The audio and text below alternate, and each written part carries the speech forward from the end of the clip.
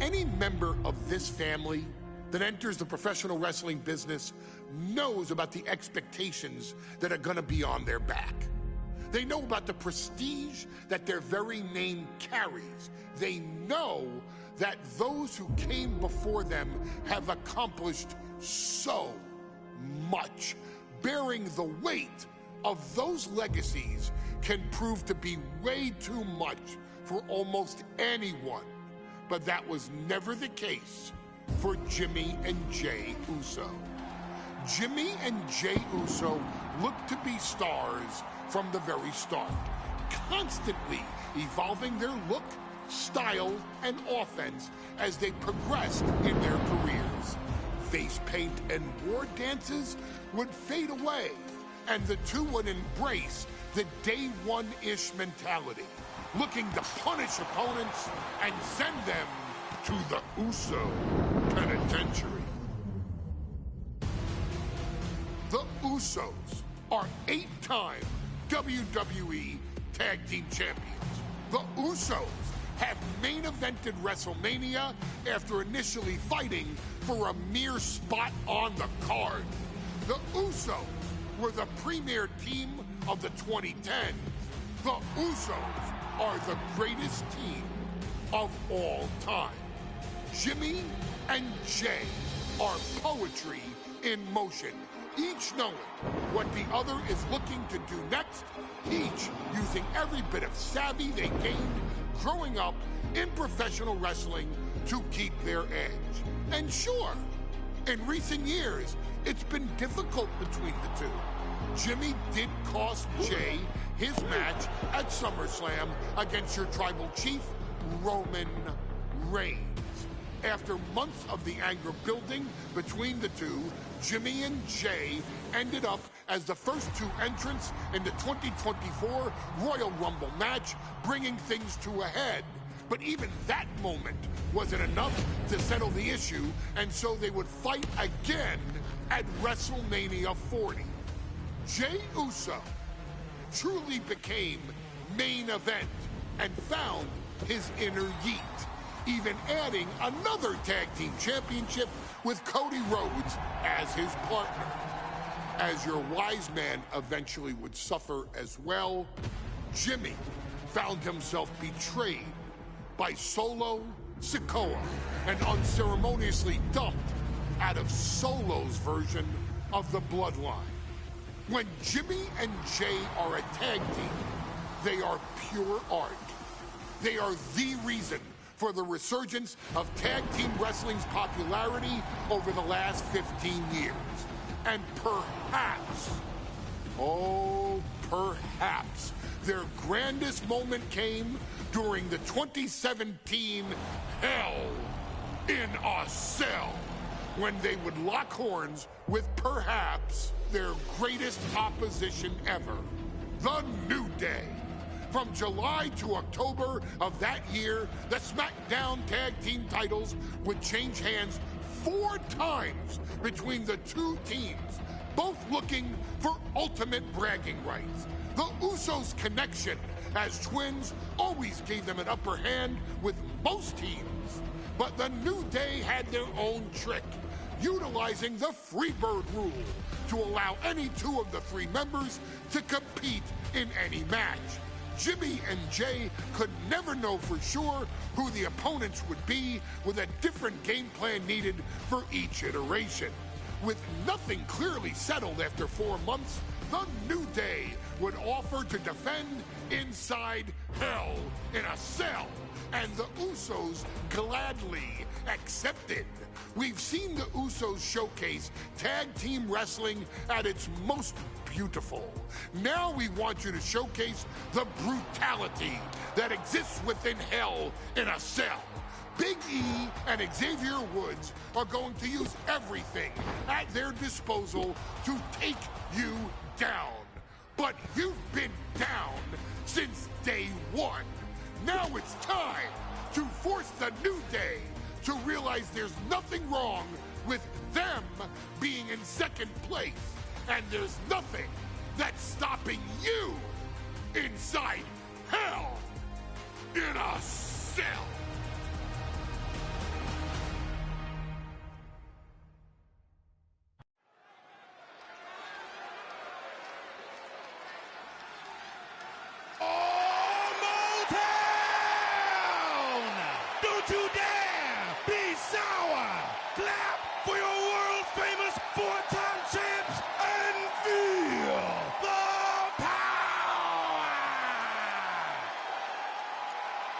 Are you prepared to kick off Hell in a Cell with the 4-time Tag Team Champions?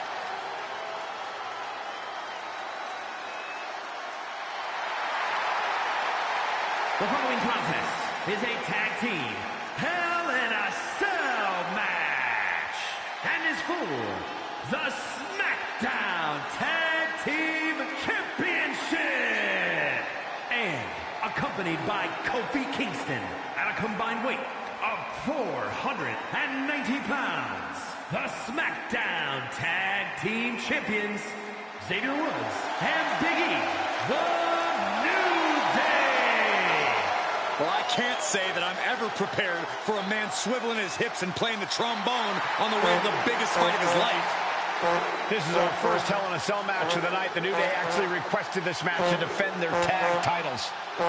Who would have thought 4 months ago when this rivalry began that it would end once and for all inside Hell in a Cell? New Day about to make it evident that the time for fun and games is over.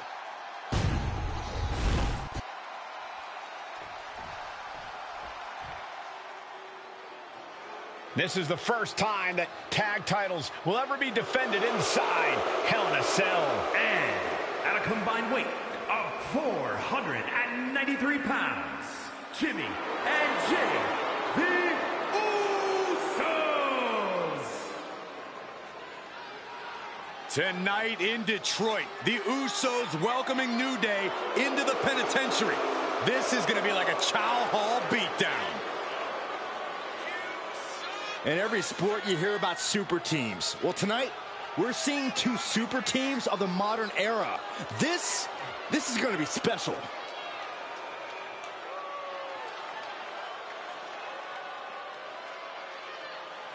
Tornado tag rules here, gentlemen. 2-on-2 as Kofi is going to be locked outside the structure. Pinfall or submission needs to happen in the ring, but we all know this fight's going to go everywhere before that happens.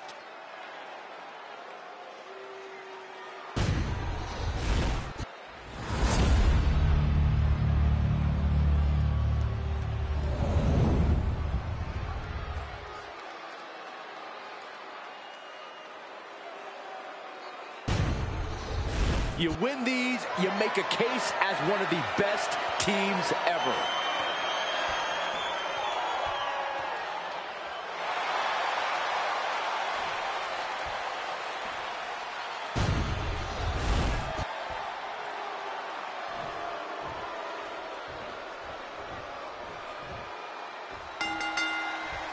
The cell door is locked.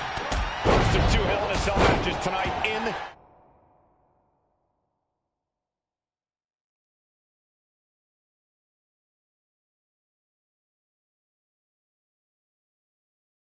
Detroit. This is the 20th anniversary of this barbaric match. The Usos and the New Day must be prepared for pain and punishment. 2 of the greatest tag teams ever.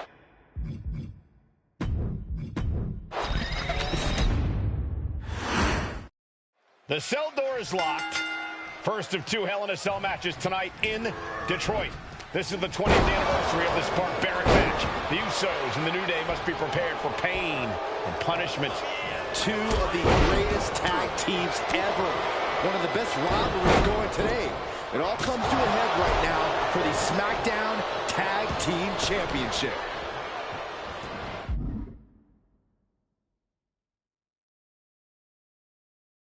Moving out from the ring closer to those towering walls of the cell. Corey, a few weeks ago, we saw New Day walk out of SmackDown as champs in a street fight. A match the Usos handpicked, but this environment is totally different. There's nowhere to run, nowhere to hide. I think the New Day played right into the Usos' hand when they selected this match. Jimmy and Jay have a street mentality. They're perfectly equipped to turn Hell in a Cell into the Uso penitentiary. Goes under the ropes and into the ring. Disgusting behavior. There was no respect shown there. Just like that, sent out of the ring. He's leaving the ring now. No countouts to worry about. Oh my gosh, what impact! So many amazing matches between these 2 teams. They said it this past week on SmackDown. No matter where we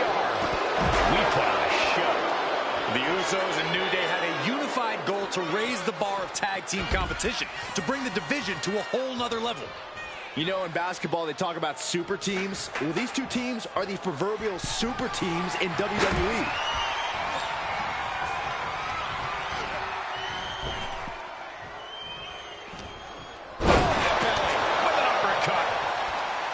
This cell is meant to contain all these superstars, but that's not to say this cell can't inflict unimaginable damage on those who step inside. We're going to see these teams tap into their barbaric nature. 20 years of Hell in a Cell, and this structure still surprises me with the ways it can torture every part of your anatomy. Looking to explore every inch of hell here now.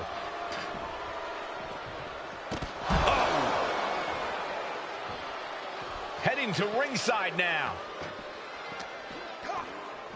What an uppercut. So impactful. All the talking we've heard leading into this match, we've heard the Usos call the New Day, quote, 3 clowns on a tricycle. Look, the Usos love the trash talk, but they deliver. And don't act like the New Day don't throw verbal jabs either. We had Big E earlier saying how he's going to drop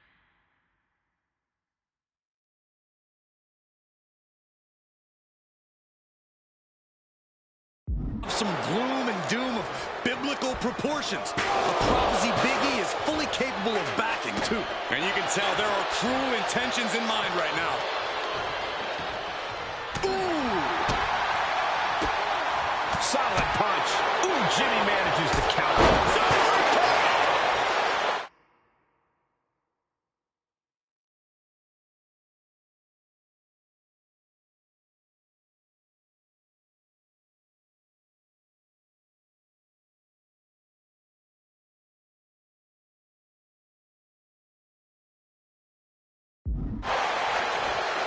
Punch lands.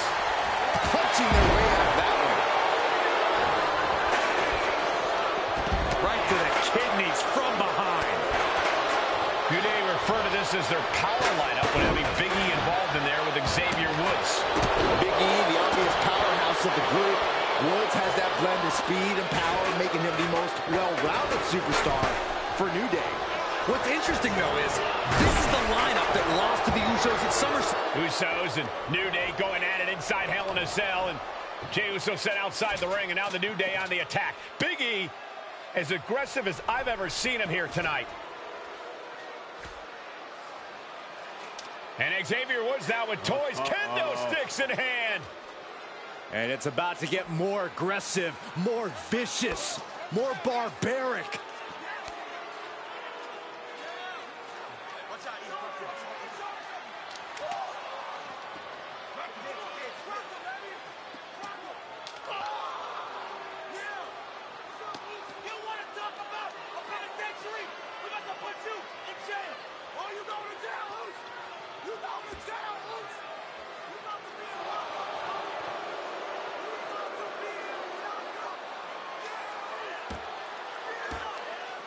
I've never seen this vicious of a side from the New Day.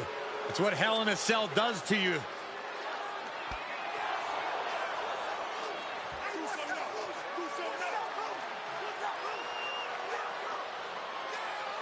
Oh, now with the kendo sticks, Xavier Woods unloading.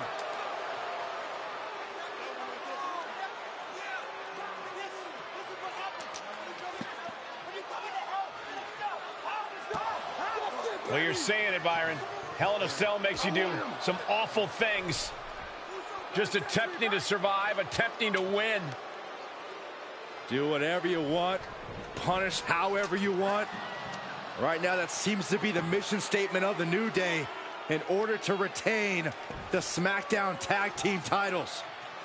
And that's what it's about, proving you're the best in one of the most insane environments in WWE today. The New Day have just changed the whole complexion of this match. I don't know if I've seen New Day go to these lengths.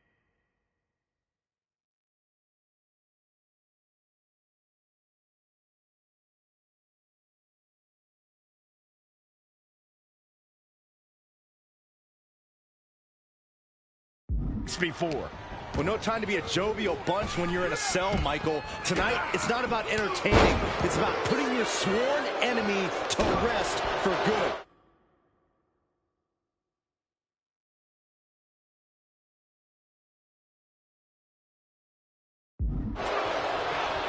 talking to Xavier, he told me the one thing the Usos have taught us is that we have to embrace a more lawless culture here in WWE. A more lawless culture in this rivalry. And that could be the reason the New Day chose to have this match in the Hell in a Cell. It's been such a chaotic rivalry. Therefore, only this kind of lawless match can finally put an end to it for good. That last attack really took a toll on the champ. The way the cell tests your endurance, your resiliency is no joke. These are the kinds of attacks that can put a superstar on the shelf for a long time. Swing on sight and don't stop swinging till it's over. The Usos being relentless in their punishment. This might be it.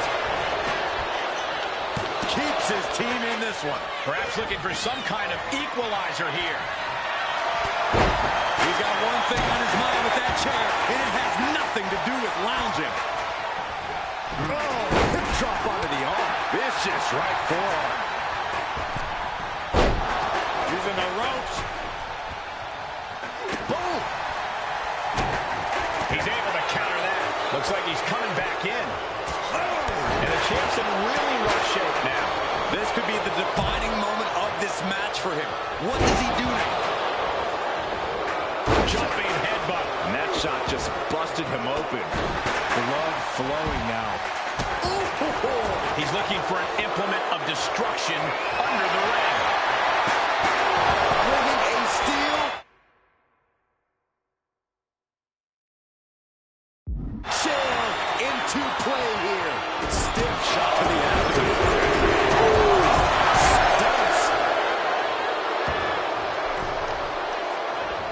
Talk about dismantling your opponent. Right in the elbow, nailed it. Double leg takedown. Gonna stack them up here. Look at pin. Chance down. This one's for no idea what he's planning here. Yeah, I don't think it's anything good, Cole.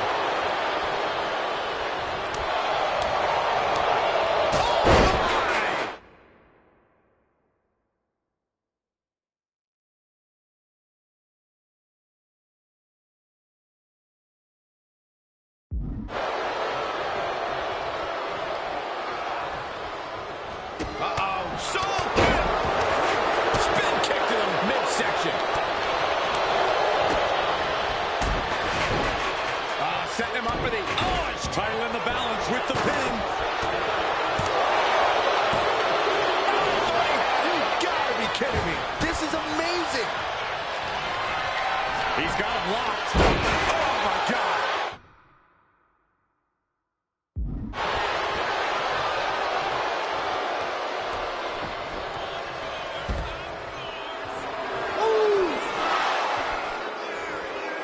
out of the ring, still surrounded by the hell that is the steel structure.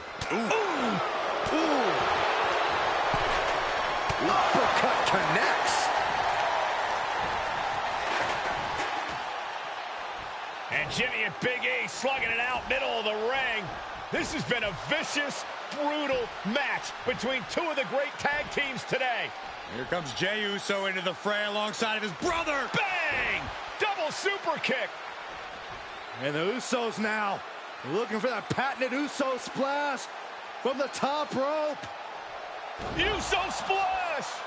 The cover to win the tag team titles, and Woods handcuffs it all, breaks it up. At the last possible second, Xavier Woods saving this match for his team. Credit to Woods for his never say die attitude, but Xavier Woods is outgunned right now. And look at Woods still fighting back. Yeah, with the handcuffs, using the handcuffs as a weapon. That's smart.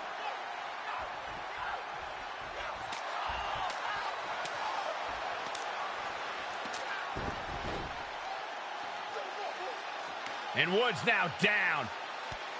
And trying to still fight back. What heart from Xavier Woods. That Hart may not have much more fight left. Jimmy and Jay back up to the top one more time.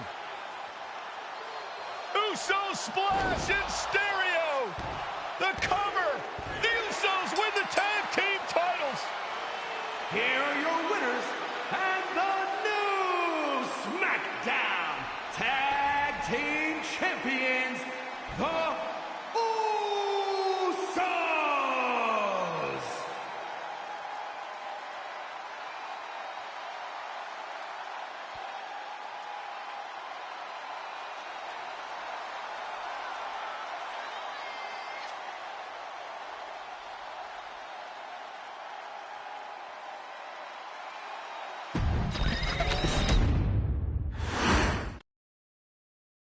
Next on our showcase is someone who wasn't born into this family, but has put in the time and more than earned her spot. She's always happy to leave haters in the rear view, and when she enters the room, you will undoubtedly feel the glow.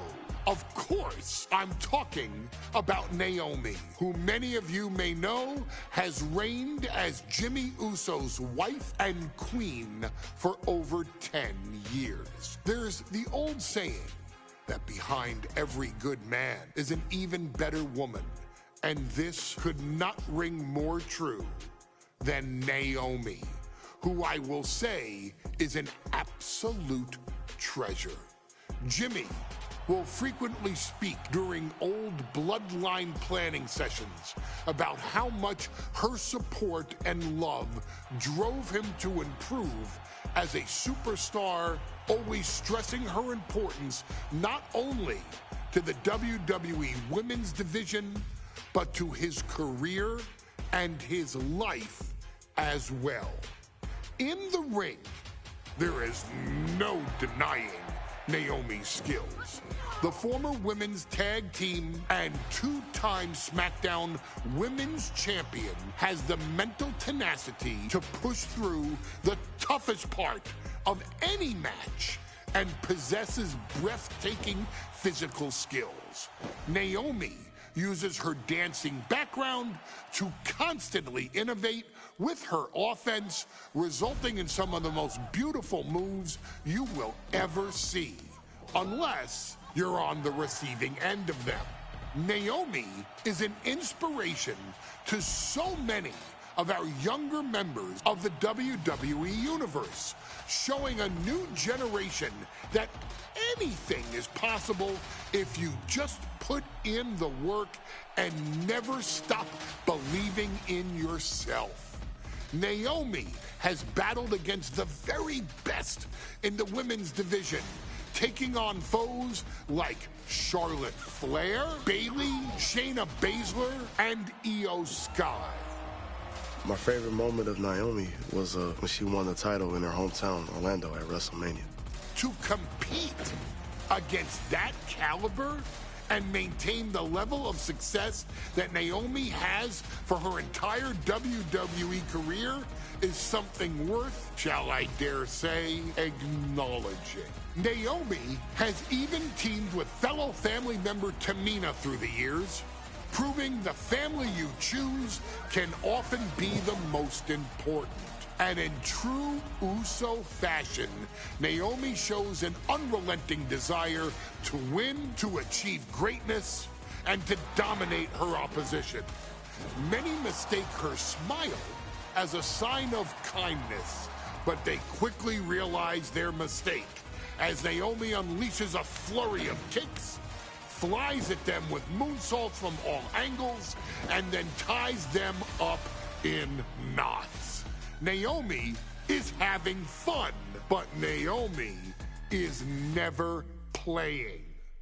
And now, we take you back to the 2020 edition of Super Showdown, which saw Naomi challenge Bayley for the SmackDown Women's Championship.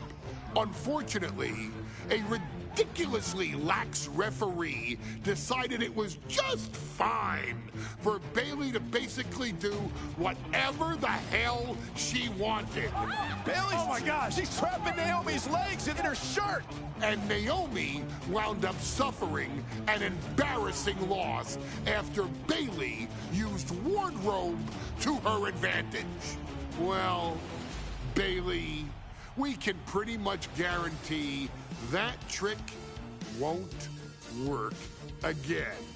This is your chance to help guide Naomi to a third SmackDown Women's Championship, and to do it by defeating one of the greatest competitors WWE has ever seen. Your wise man has nothing but respect and admiration for Bayley's abilities, but those abilities are eclipsed by Naomi's extraordinary trinity: smarts, strength, and aerial attacks that should give all of you everything you need to get the win and the title.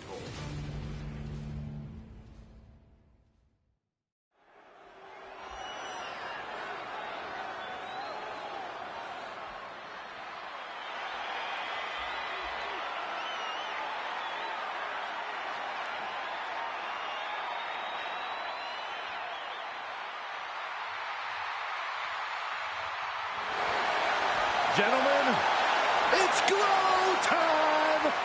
I got an idea, Saxton. Why don't you glow home? No, I cannot, Corey. When asked earlier this week about this matchup, Naomi said it is an honor to be here, an honor to make history, because for the first time ever, a women's championship will be defended in Saudi Arabia. Naomi certainly has momentum on her side, and as we've seen in recent weeks, it appears as though Bayley has at least a healthy respect for Naomi. Well, so much of Naomi's career has been predicated on making history. You think back to Naomi being the winner of the inaugural WrestleMania Women's Battle Royal, being the first African-American SmackDown Women's Champion, and tonight, once again, an opportunity to make history in her career.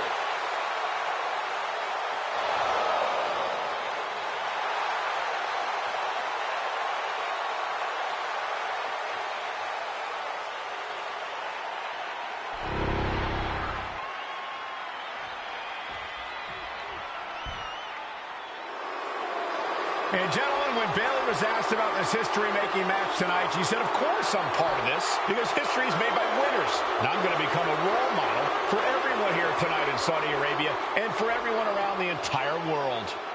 I asked Bayley her thoughts on this match, and she said, new country, same sheep.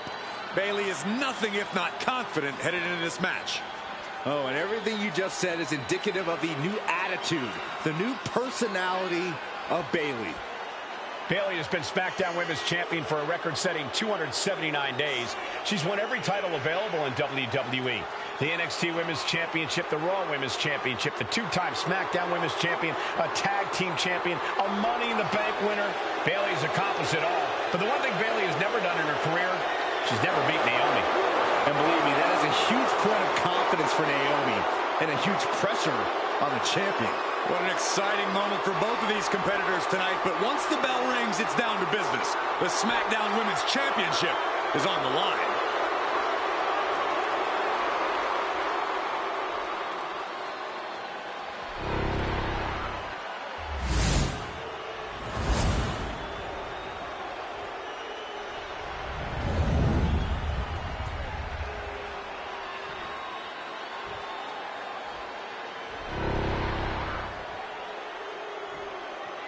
The following contest, scheduled for one fall, is for the SmackDown Women's Championship.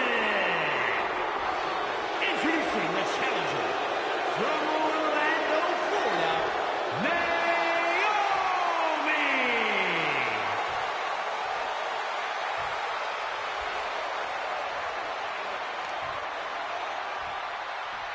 And her opponent, from San Jose, California, she is the SmackDown Women's Champion, Bayley.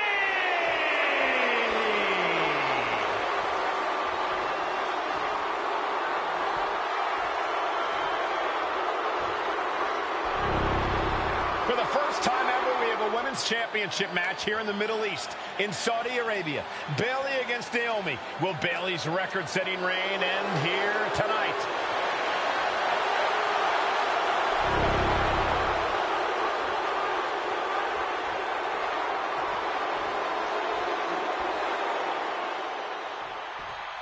Guys, a very important component of this match. Bayley has won every title available in WWE.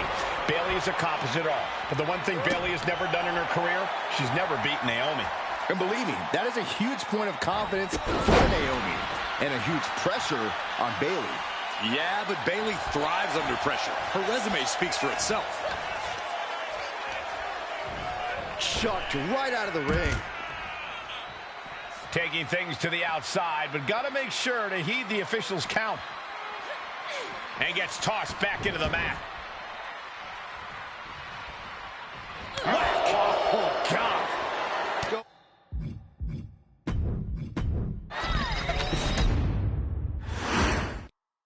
Bayley versus Naomi. SmackDown Women's Championship on the line. So much of Naomi's career has been predicated on making history. And tonight, she has the opportunity to make even more history. And Naomi's got plenty of momentum coming into this match and is feeling mighty confident herself. Bayley having every reason to be confident headed into this matchup. 279 days as champion, Corey, can take a toll on you. Bayley has been carrying an exhausting weight on her shoulder for a long time. I don't think it's anything Bayley can't handle, Cole. Once you reach the mountaintop, you plant your feet and you hold your ground, no matter how heavy the burden may get. A club with the right forearm.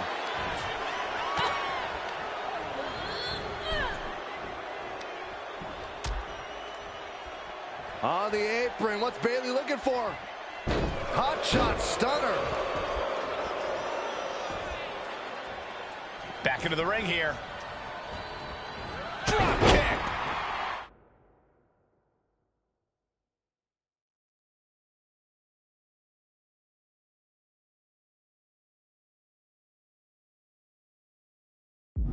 Naomi has tested her mettle in recent weeks as a road to this championship. Thinking about a rolling pin. Watch this. Oh, wow. Look at the leg, shoulders down. And the kick out. Tried for it early. Jumped face first. Quick thinking from Naomi.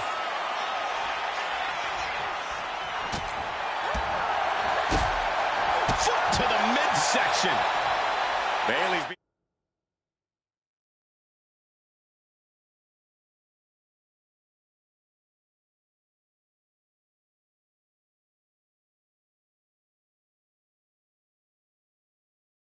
and caught off guard by Naomi. The champ wasn't expecting such a flurry of offense from the challenger.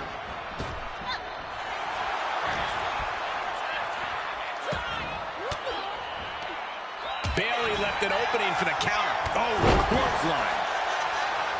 And Naomi has been quick to take to social media lately, reminding everybody that Bayley has never beat. Taking flight. Through the air. And connects. You got to be a certain kind of crazy to even...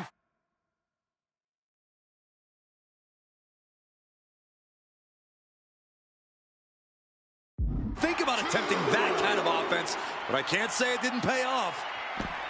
A factor to consider in this match is that Naomi took some time off to rejuvenate herself, to get her mind right, to refocus on her desire to once again be champion here in WWE.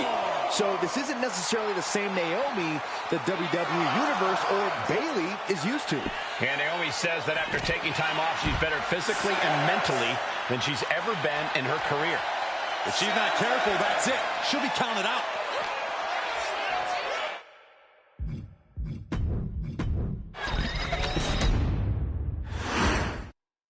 Bayley versus Naomi. SmackDown Women's Championship on the line. So much of Naomi's career has been predicated on making history. And tonight, she has the opportunity to make even more history. And Naomi's got plenty of momentum coming into this match and is feeling mighty confident herself. We've said it time and time again. Naomi may be the most athletic woman we've ever seen compete here in WWE. Yeah, Naomi wants to depend on athletic maneuvers, while Bayley wants to be more methodical and fight a more classic wrestling style. Bayley's being caught off guard by Naomi. The champ wasn't expecting such a flurry of offense from the challenger. Diving leg drop. Making way towards the top rope. Taking flight. Body splash. Takes another trip to the skies, and it pays off once again. We know that Naomi's going to want to pick up the pace in this match, but Bayley's going to look to wear Naomi down. Yeah, Bayley's going to want to slow down the pace and let the adrenaline wear up. Taking flight! Look out below! They got all of that. Just taking flight and soaring through the sky. Naomi going for broke. And this high-risk offense from the challenger might be catching the champion by surprise. The challenger being the aggressor here, but remember, the title can only be won by pinfall or submission inside the ring. Naomi had it turned around. Now Bayley looking for some momentum. If Bayley was looking for an opportunity to pull a 180, that could be it. Oh, with authority. Guys, they're getting a little too close for comfort. Stop hiding behind Cole, Saxton. And Bayley is being humbled here.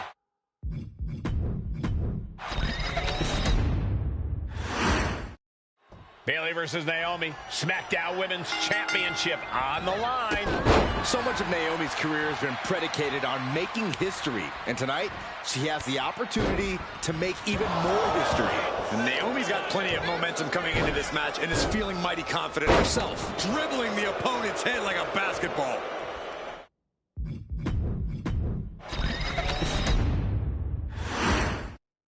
Guys, a very important component of this match. Bayley has won every title available in WWE. Bayley has accomplished it all. But the one thing Bayley has never done in her career, she's never beaten Naomi. And believe me, that is a huge point of confidence for Naomi. And a huge pressure on Bayley. Yeah, but Bayley thrives under pressure. Her resume speaks for itself. Oh, man, drop kick. And Naomi has been quick to take to social media lately, reminding everybody that Bayley has never beaten her one-on-one. Yeah, not so subtle reminder to Bayley, who has been very insulting, very humiliating to a lot of people in WWE. And that attitude is why Naomi wants to dethrone Bayley, take the SmackDown Women's Championship away from her, and maybe humble Bayley a little bit.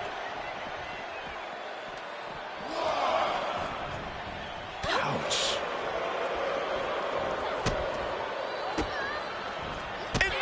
Was coming there. Just ejected from the ring. And now she's making it to the top rope here. Taking flight. Whoa, what a landing. That's going to be on highlight reels for a long time. Incredible courage to even attempt that. A factor to consider in this match is that Naomi took some time off to rejuvenate herself, to get her mind right, to refocus on her desire to once again be champion here in WWE. So this isn't necessarily the same Naomi the WWE Universe or Bayley is used to. And Naomi says that after taking...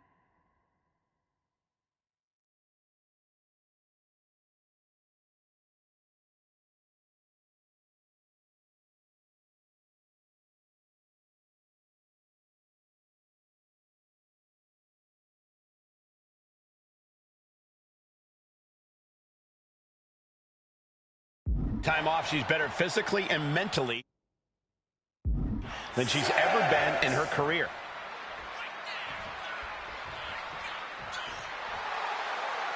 She better hurry or she'll get counted out. No way! Crossbody To the floor. Tossed caution out the window, and it paid off. Adrenaline is through the roof now.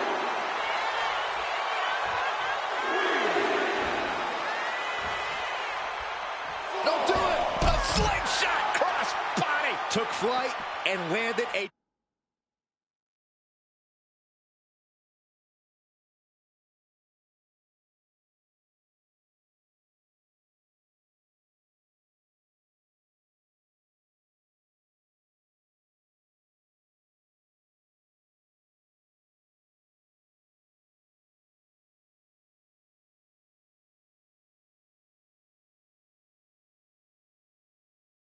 direct hit.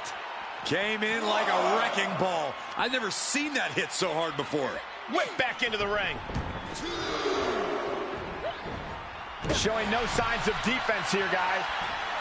Byron, you've talked a lot about this change in Bayley and how people can't believe that this is the type of person she's turned into.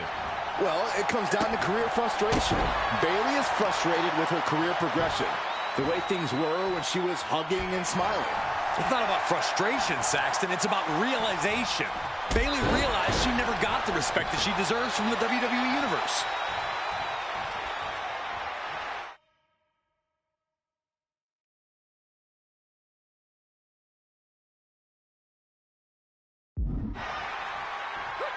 She knew how to evade that. Teeing off. That was a furious assault from the champion. Each blow coming in harder than the last. Punch to the face. Drop kick.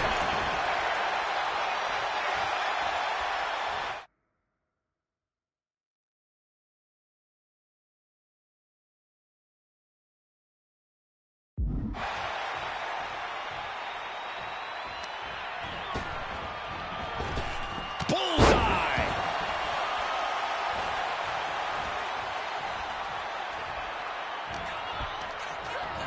She gets bounced into the corner. Getting lifted to the top rope. And here we go. Championship's on the line. Naomi's got Bayley in trouble up on the top rope. This could be Naomi's moment. Smart move by Bayley, protecting her title and going to the eyes. Oh, what a kick. Bayley is down and in trouble. Quick thinking by Naomi, looking to close this one out. Nobody home. Bayley wisely moves out of harm's way. What's Bayley trying to do here? What the? I think Bayley's trying to trap Naomi's legs in Naomi's own shirt. A great counter by Naomi. Naomi ducks underneath, and we got a standoff. Great match so far. Well, Bayley thought she had Naomi, but the challenger was ready. Well, the champion has to find it.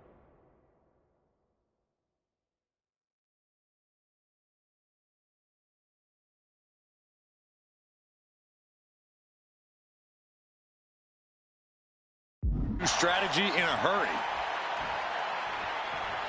Enziguri finds its mark. Oh, man. Looking for the single leg. Oh, my goodness. Jam your leg in a bad way. Nice running crossbody. Oh, that'll leave a mark. Trading back and forth blows him. Neither competitor is backing down. Nothing pretty here, just good old-fashioned fisticuffs. Giving up now is not an option. They have to finish this.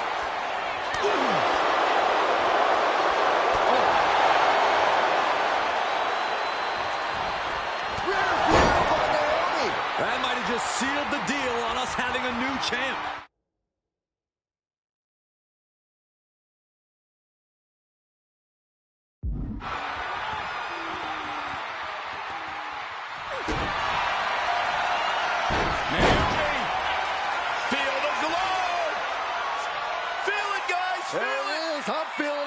Bayley has been compromised. And she breaks her own submission hold. We don't see that often. That can either psych out her opponent or come back to bite her. Right on the mark. Rear view by Naomi. We might be moments away from crowning a new champ. No, we did it. We have a new champion.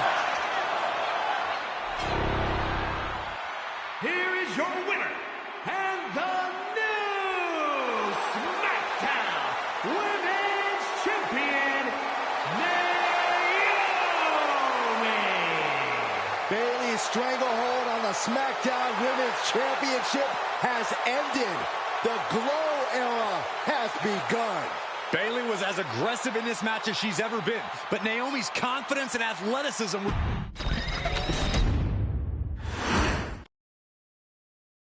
Ladies and gentlemen, if it weren't for the next two superstars in our showcase, none of this would be possible.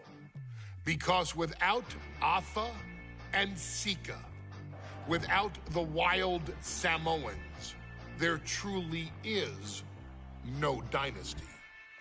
While it was their father who made the blood oath with High Chief Peter Maivia, it was Atha and Sika who built the family up, training generations of relatives, all with the single goal of becoming the best professional wrestler on the face of the planet. And while the two would together be WWE Hall of Famers, based solely on their work as trainers and cultivators of the next generation, their in-ring successes only add to their immortality. Alpha and Sika formed WWE's most dominant tag team of the early 1980s, fighting their way to the WWE Tag Team Championship on 3 separate occasions. Opponents were often defeated before the bell even rang to start the match, falling victim to the aura and the intimidation factor of having to step into the ring with the Wild Samoans. Accompanied by Captain Lou Albano, the trio formed a masterful group that was able to take all opponents off their game, be it through Albano's devious schemes or the overpowering nature of the Wild Samoans. WWE had never dealt with a team so primal, turning each match into a battle of survival. Most feared, the deadly Samoan drop, a move that has been imitated by many, but duplicated only by a chosen few. There they are, the Wild Samoans. These are immigrants coming from the island, trying to figure it out, trying to find a way. I couldn't imagine being these men. I couldn't imagine taking on these responsibilities of setting the tone in a whole new country. And then trying to break into entertainment on top of that. But they made it work. And that's what we are. We're workers. We make it work. These tribal elders set the standard for all of their descendants to not only follow, but they also taught their descendants how to surpass it. So beloved were the two that perhaps no moment holds more significance to your tribal chief, Roman Reigns, than when he was presented the Ula Fala by his father Sika and Uncle Afa after the 2020 Hell in a Cell event. You see, it was their acknowledgement that gave Roman Reigns the unshakable confidence to continue his journey to becoming the greatest of all time. The utmost respect, love, and gratitude for those men. Because if my father and uncle don't do what they do, we're not here. We now humbly present to you the honor of walking in the famed footsteps of the Wild Samoans, finding a tag team in WWE's long and storied history that we felt would test the Wild Samoans was not an easy task. But then, a thought came to your wise man. Why not give the audience exactly what they want? Why not put the Wild Samoans against one of the greatest tag teams of all time? Why not present Afa, Sika, the Wild Samoans versus Bubba Ray and Devon, the Dudley Boys? And if we're going to go that far, let's do it in a tables match. Showcase that savage brutality that made both teams the eternal legends we know them to be. No pinfalls, no submissions, no rules. Just be the team that avoids being put through the table, and you will emerge victorious. And with these 4 men, you better believe that things are going to get extreme.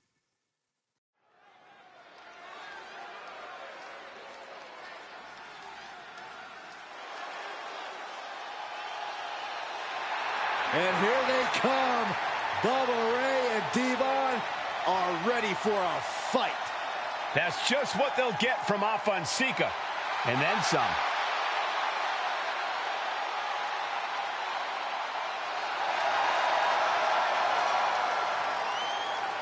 The following contest is a tag team tables match.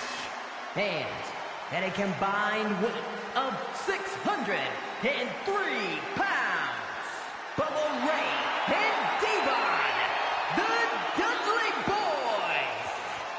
It takes a strong brotherly bond to agree to go into battle against the Wild Samoans, but that's exactly what Bubba Ray and Devon have. I have a strong feeling this match isn't going to be for the faint of heart. Well, look, the Dudley Boys may not be all there in the head, but they're easily the most highly decorated tag team in pro wrestling history. They've beaten the best, they've beaten the toughest, and they're ready to come in and beat the wildest tonight. Both the Dudley Boys and the Wild Samoans are coming into this tables match with something to prove. Who's the best tag team of all time? Who's the more cohesive, brotherly unit? Who's more savage? Who's more extreme? Gentlemen, we are moments away from finding out the answers to these questions once and for all.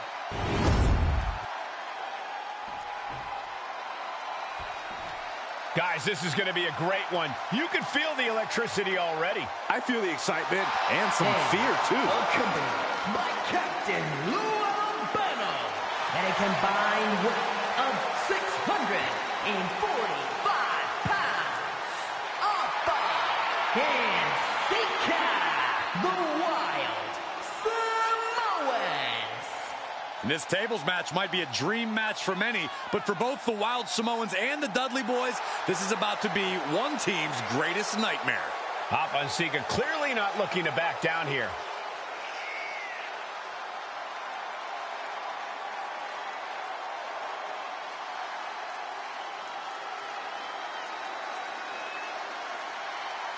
The Dudleys can certainly handle their own, but they've never faced anyone or anything like the Wild Samoans.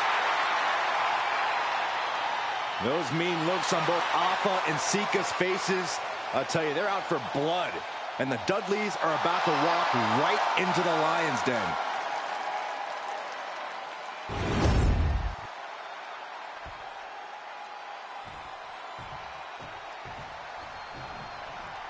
Here's the battle, and it's the Wild Samoans, Afa and Sika, taking on Devon and Bubba Ray Dudley, the Dudley Boys. Two sets of brothers, two sets of athletes.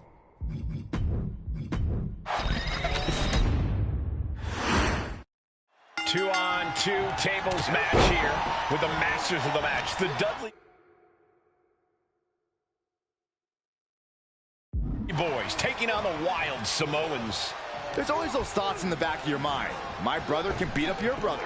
My brother can put your brother through a table faster. Finally, we get to see those thoughts become a reality. Saxton, I never want to hear about the inner workings of your mind ever again. I second that, but the Dudley Boys and the Wild Samoans are two teams who also clearly have a few screws loose. This should be intense. One team will be going through a table tonight. We'll see if that misfortune falls onto the Wild Samoans.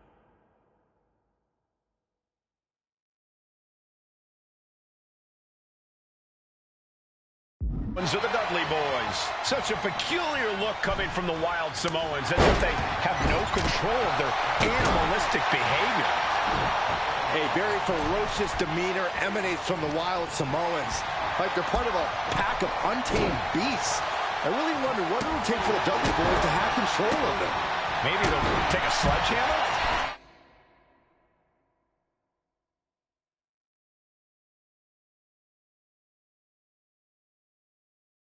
A truck? They're not human. Sky high. Good Lord. Taking flight. Corey, I've got to know, what can the Wild Samoans do to get the advantage in this tables match? After all, this is the Dudley Boys match, the match they put on the map, the match they're synonymous with. Well, maybe the Wild Samoans have to be a little less wild, Cole.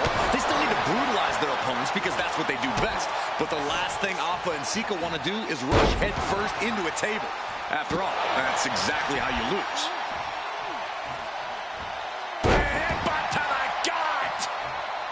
And we can harp on how this match was something almost tailor-built by the Dudley Boys. With the famous series of TLC matches they've had, the Dudleys have become synonymous with the T, TLC. And that didn't stand for tender, Cole. It means tables, and it means lots of them. Yeah, and if Bubba Ray and Devon can get the Wild Samoans to a table tonight, it will really add to the Dudley Boys' legacy even further. Looks like he's got something in mind for ringside here. Back elbow. Oh, ran face first.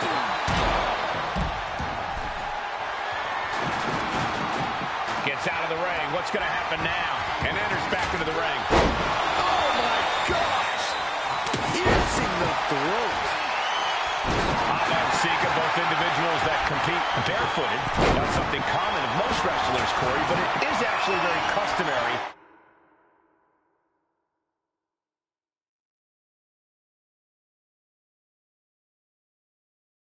And the Samoan wrestling heritage.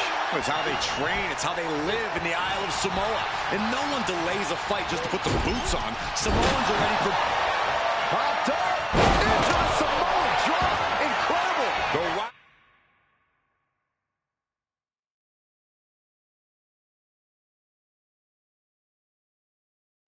Samoans just completely wrecking the Dudley Boys in there. Effective counter. Did you hear the impact? Looks like he has something planned with his tip. Oh, there it is. Locked in there. So much for the submission hold. He just lets go. From the top. What? From all the way up. Wasted no time flying out to the floor. Oh, the knee takes a big hit. I still can't get over the look I always see on the Wild Samoans. It's like they have a one-track mind towards savage brutality. They for sure answered yes to every question that makes up a scary tag team. Yes, they're rough. Yes, they're tough. Yes, they will maim. Yes, they will hurt. And yes, they will not stop. Oh, no, he's in the line of danger now. And Bubba Ray responds.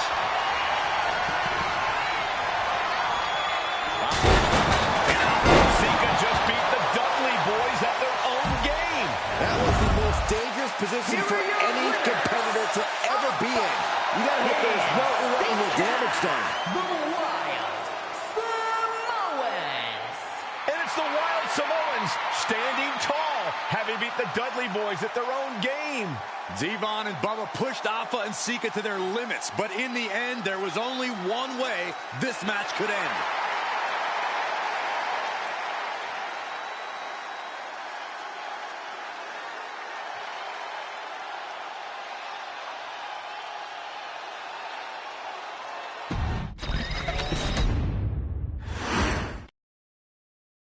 From the very moment he arrived as the enforcer of the Bloodline, Solo Sikoa has taken every brutal, savage element of his predecessors and refined them into a near-perfect smashing machine.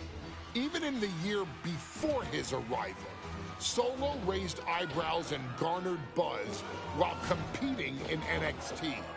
But nobody could have predicted just how smoothly his transition to the main roster would go.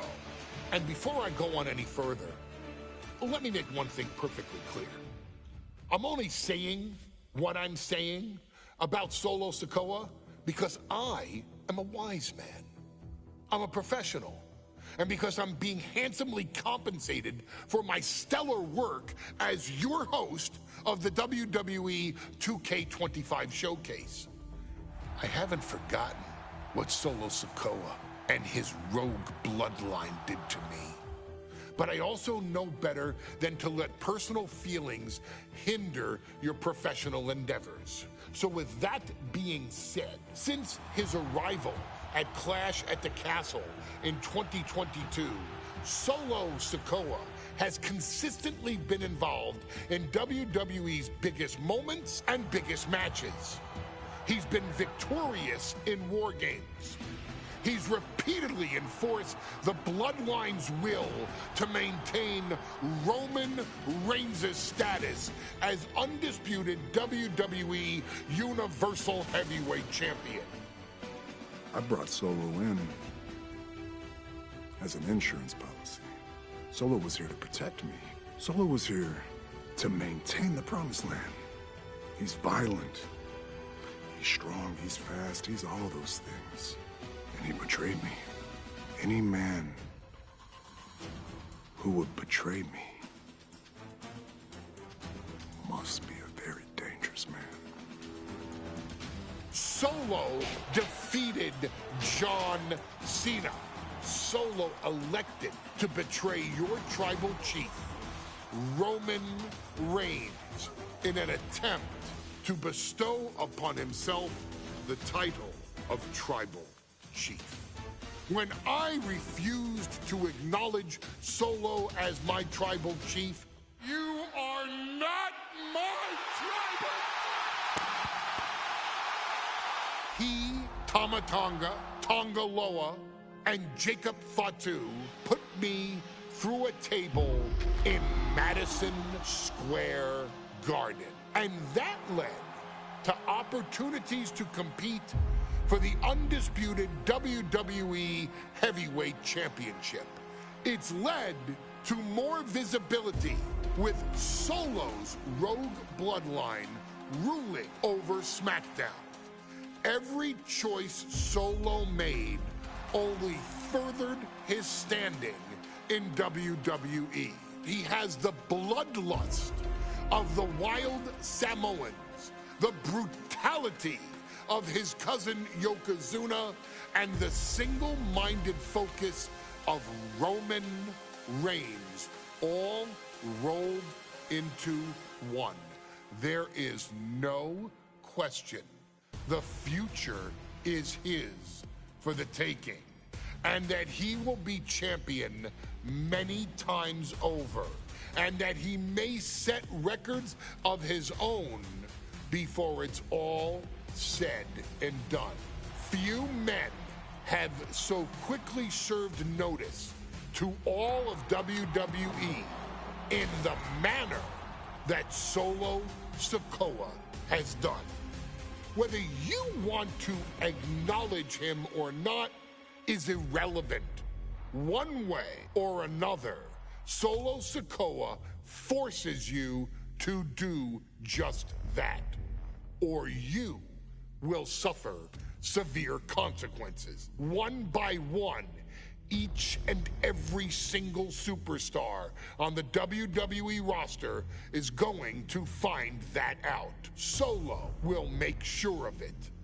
I, of course, will simply await any and every opportunity for your tribal chief, Roman Reigns, to teach Solo some manners.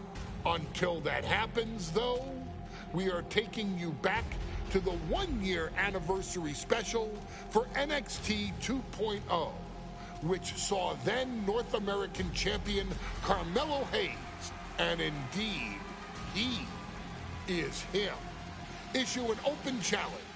Unfortunately for the future superstar, it was to be answered by Solo Sikoa, and things went as well for Hayes as you can probably guess. Showcase the unrelenting fury that has made Solo Sikoa nearly unstoppable, and defeat Carmelo Hayes to earn Solo his first championship victory. It won't be easy against Carmelo, especially when he has Trick Williams watching his back.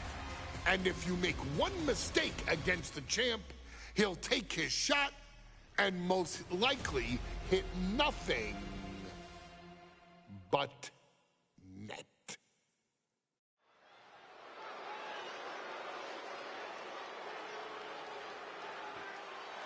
Here comes the A-Champ. The following contest, scheduled for one fall, is for the NXT North American Championship. A accompanied by Trick Williams. He is the NXT North American Champion, Carmelo Hayes! Mello and Trick looking so pleased with themselves after attacking Wesley. NXT 2.0 celebrating its first anniversary, all thanks to amazing talent like this man. Hayes has a look right now. He probably thinks he's getting the night off and another day on his North American title reign. Well, after what Mello and Trick just did to Wesley, who's going to have the guts to step up and take Lee's place?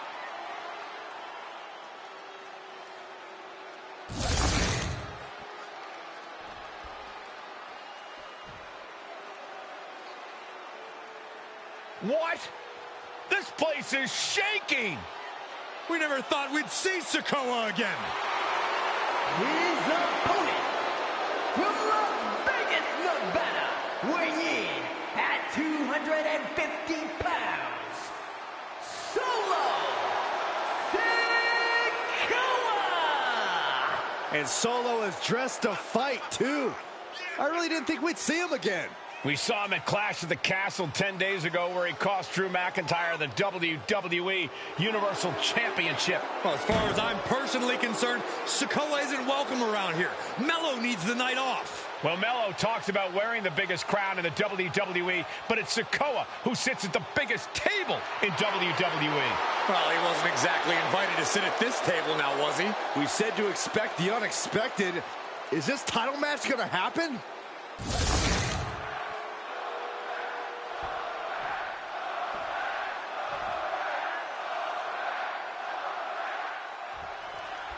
Now, this is a surprise. Carmelo Hayes seemingly had no challenger for his...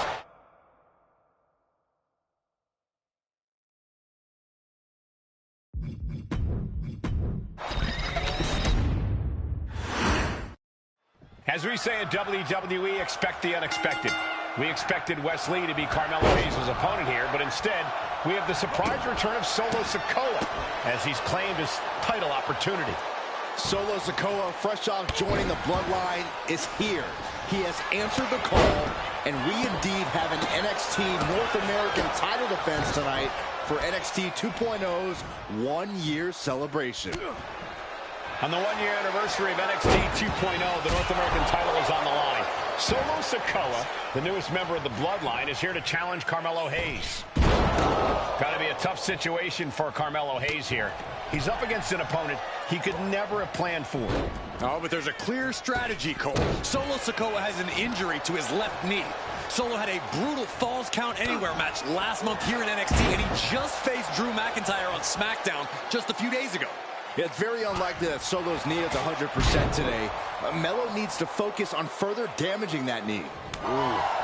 You got to imagine that Roman Reigns, the Usos, even Paul Heyman are watching this match closely right now. Oh, absolutely, Cole. We're talking about the man who has held the WWE Undisputed Universal Championship for 744 days. And the Undisputed Tag Team Champions, the Usos, who've held those titles for 422 days. Record-breaking reigns in both singles and tag team competition. If Solo captures the North American title tonight, who knows how long he'll keep it for. Heading out, but needs to be aware of the referee's count.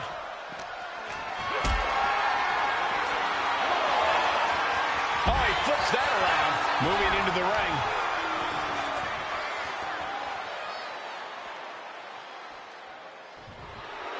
All eyes are on Solo now.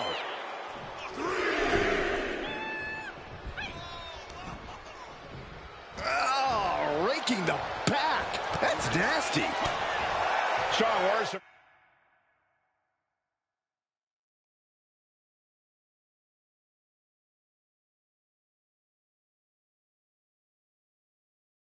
Carmelo Hayes before this match saying, quote, heavy is the head that wears the crown, and Mello has the biggest crown and the heaviest head. Mello has indeed proven worthy of said crown, but he's face-to-face with a man who has a seat at the biggest table in WWE. Well, both men have earned their status thus far, that's for sure.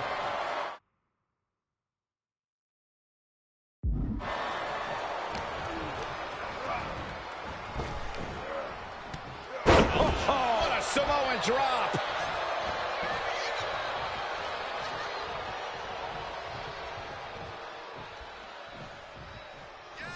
There's some power behind that punch. Overhand right lands. Big overhand.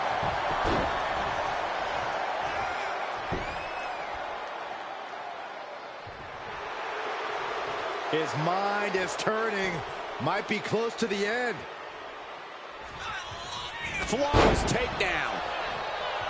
Let me point.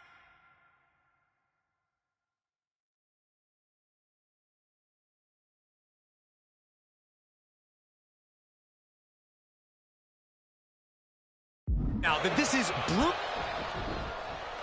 And Sikoa sent toward the ropes, and Carmelo Hayes with a kick right to the midsection. Melo taking it to Sikoa here.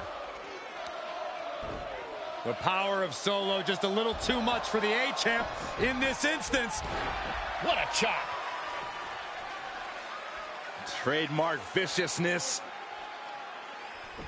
Lack of mercy. That's what Solo Sikoa is all about. Into the corner. Big splash by Sikoa. Melo in trouble. Sikoa. Trick Williams making sure Melo got out of harm's way. Well, at least momentarily. Yeah, momentarily is right. Sikoa continuing to inflict more punishment on the champ. And Hayes takes out Williams on the outside. Solo standing strong.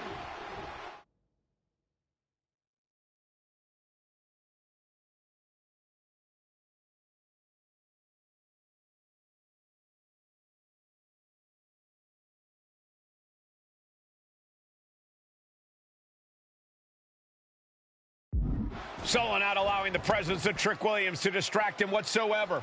Solo has the mindset to destroy anyone in the way of him in the NXT North American Championship. Uh-oh, this is not going to look pretty. Submission being applied. And he breaks his own submission. Maybe his plan was just to soften his opponent with that hold. And he gets delivered back into the ring.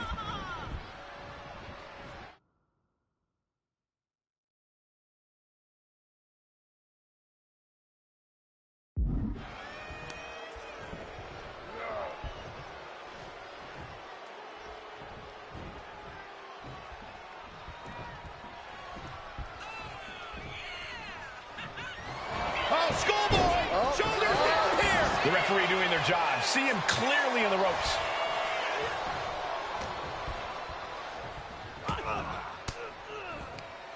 Oh, not what Hayes intended. You got to be impressed by both Solo Sikoa and Carmelo Hayes. And they're going shot for shot, blow for blow. Ooh. Back and forth, neither one giving up any ground. The fight is on, and it's furious. The willpower, the sheer guts of these two. Exhaustion setting in, and neither one of them is letting up. They are emptying their tanks, going back and forth like this. Bang! Never saw it coming. He is getting rid of the turnbuckle pad. Don't say that too loud, Saxon. He might get caught. No, no, no, no, no, no. Oh! DDT off the apron! Carmelo showing that he's not phased. Surprised or not, he's ready for Sikoa. And he now slides back into the ring.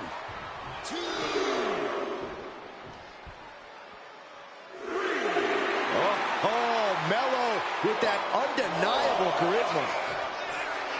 Here we go again. He made his point. Concentrate on the match instead of everything outside of it. Trick Williams cheering on Carmelo Hayes. He cannot deny the impact Trick has had since he joined his childhood friend's side. Yeah, that decision to bring Trick Williams into NXT 2. Shoulders are down to retain. And the champ can't keep the challenger down long. What a kick out. Oh, roundhouse kick. Really just laying it in. Uh-oh. Headbutt to the gut. Oh. Ooh.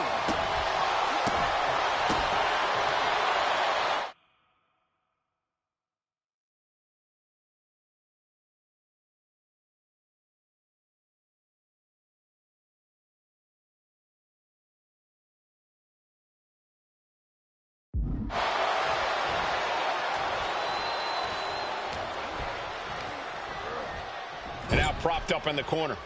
Ooh, sharp elbow.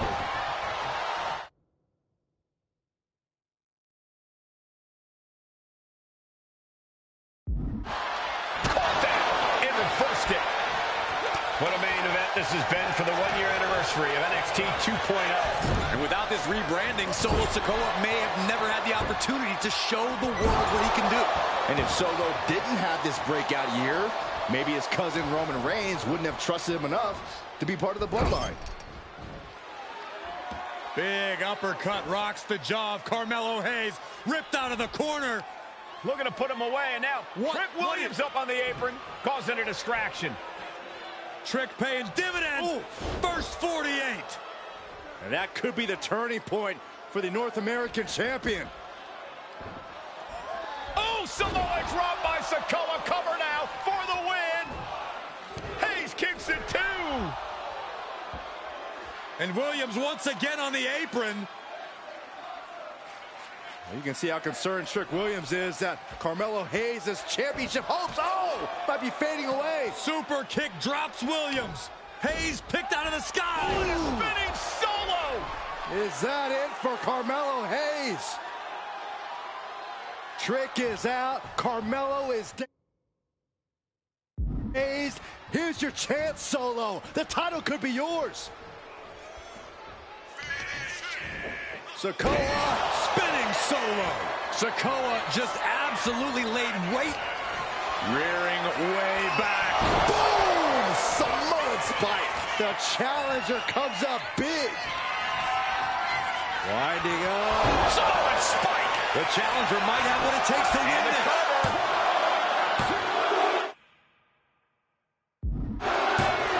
What the? Sikoa is the new champion. Here is your winner, and new NXT North American Champion, Solo Sikoa! Solo is your new champion. It is the North American title now going to SmackDown. This has to be the most unpredictable era in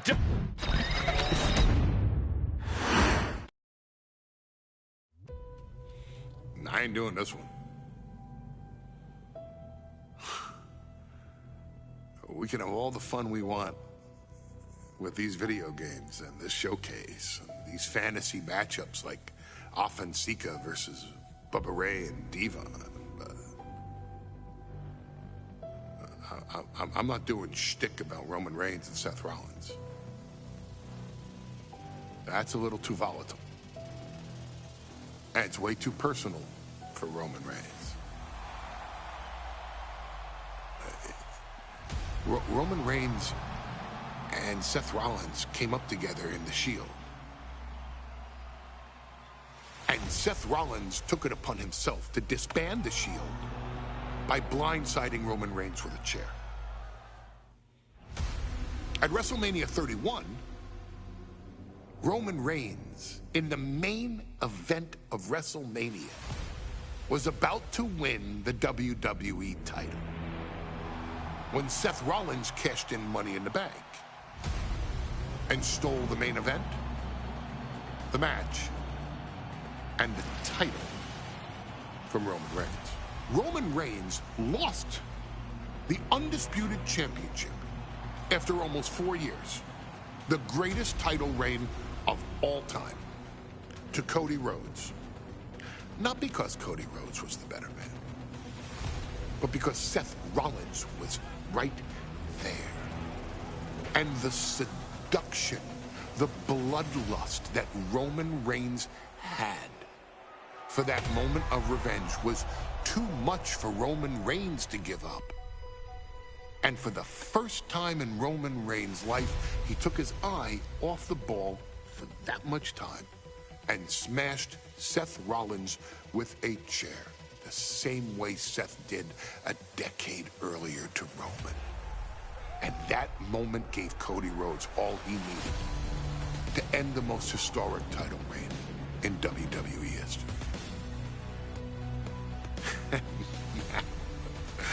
I'm supposed to do shtick about Roman Reigns versus Seth Rollins for a showcase? I mean, it's smart, because the next time Roman Reigns steps into the ring with Seth Rollins will be the last time Seth Rollins steps into a ring. Next time Roman Reigns gets his hands on Seth Rollins, you won't have your architect anymore. You won't have your visionary anymore. You won't have your revolutionary anymore. You will have your tribal chief, Roman Reigns, but you'll never again have Seth freaking Rollins. Roman Reigns will put an end to Seth Rollins in WWE. And then the only way you'll ever be able to see Roman Reigns versus Seth Rollins will be in the WWE 2k25 showcase. Roman Reigns versus Seth Rollins from the 2022 Royal Rumble. And that's not a prediction.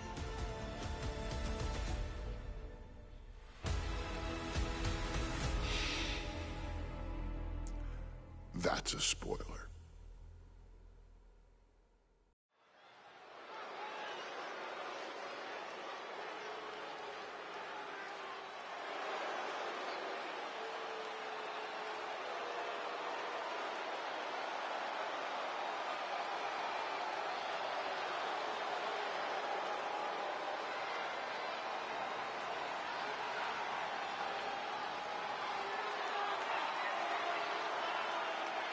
The big question as we kick off Royal Rumble, will Roman survive tonight?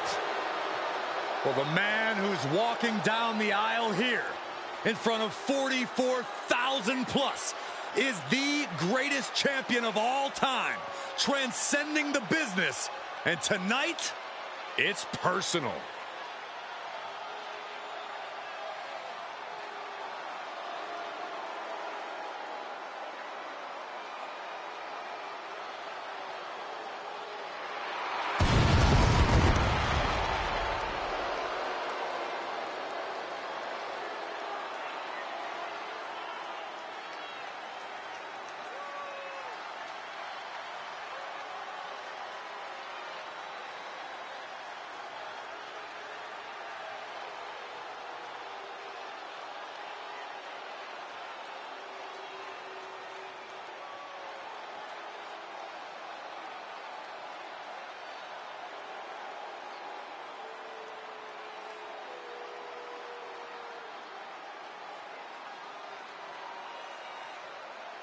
For 17 months, Roman Reigns has dominated everyone. And luckily for Roman, he's had a special counsel and his cousins to help him keep cool, keep focused, and concentrate on the business at hand.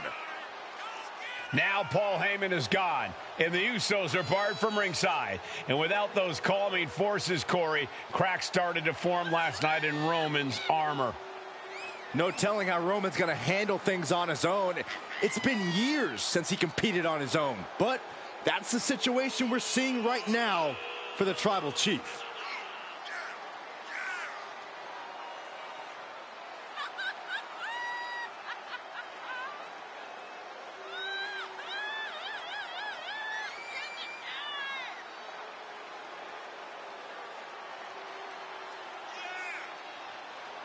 In recent weeks, Seth Rollins touched on the one thing that Roman Reigns has not been able to get over: the dissolution of the Shield at the hands of Seth Rollins. Roman Reigns is a loyal man, a family man, and what Seth Rollins did to his family was cowardly in the eyes of the head of the table, the Tribal Chief, the man who is blessed by the gods of sports entertainment.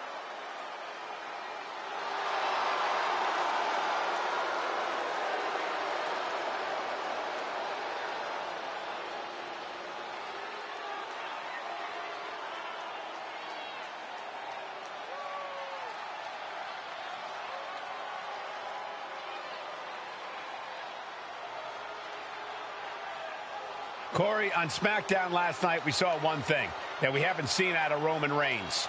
We saw Roman Reigns lose his cool.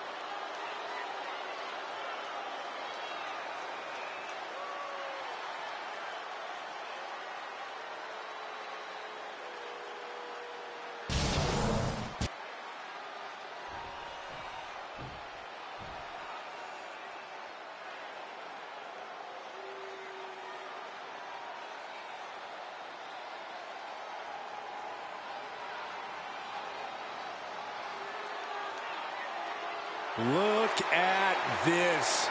Even more mind games from Rollins. As we heard that music pop right there, the Shield, you can't help but have a little nostalgia. You can't help but think back to the glory days of when the Shield would go to town, beating everybody down. Until that man right there, Seth freaking Rollins, decided to tear it apart. Seth Rollins says he knows Roman Reigns so well. He knows how to prey on the insecurities of the Universal Champion. He knew there was one thing that Reigns will never get over, and that is that Seth Rollins chose to end the Shield. The infamous blow to the back of Roman Reigns with a steel chair many years ago, which broke up perhaps the greatest faction in WWE history. Well, tonight, Rollins will use that to get in the head of the champ and win the Universal title.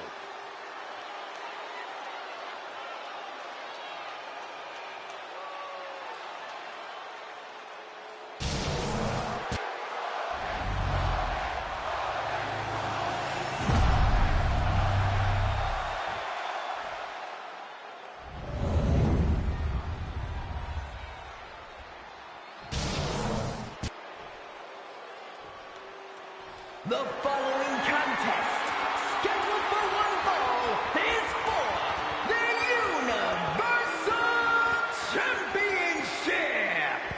Introducing the challenger from Davenport, Iowa, weighing in at 217 pounds, Seth freaking Rollins.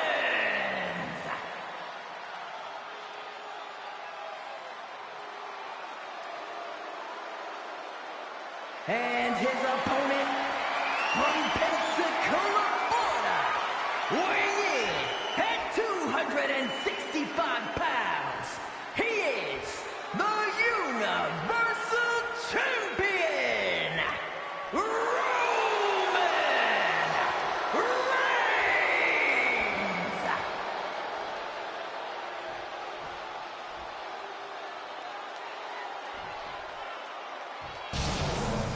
And that title, the WWE Universal Championship, has been in Reigns' possession for a record-breaking 516 days. Can he extend the reign even further tonight?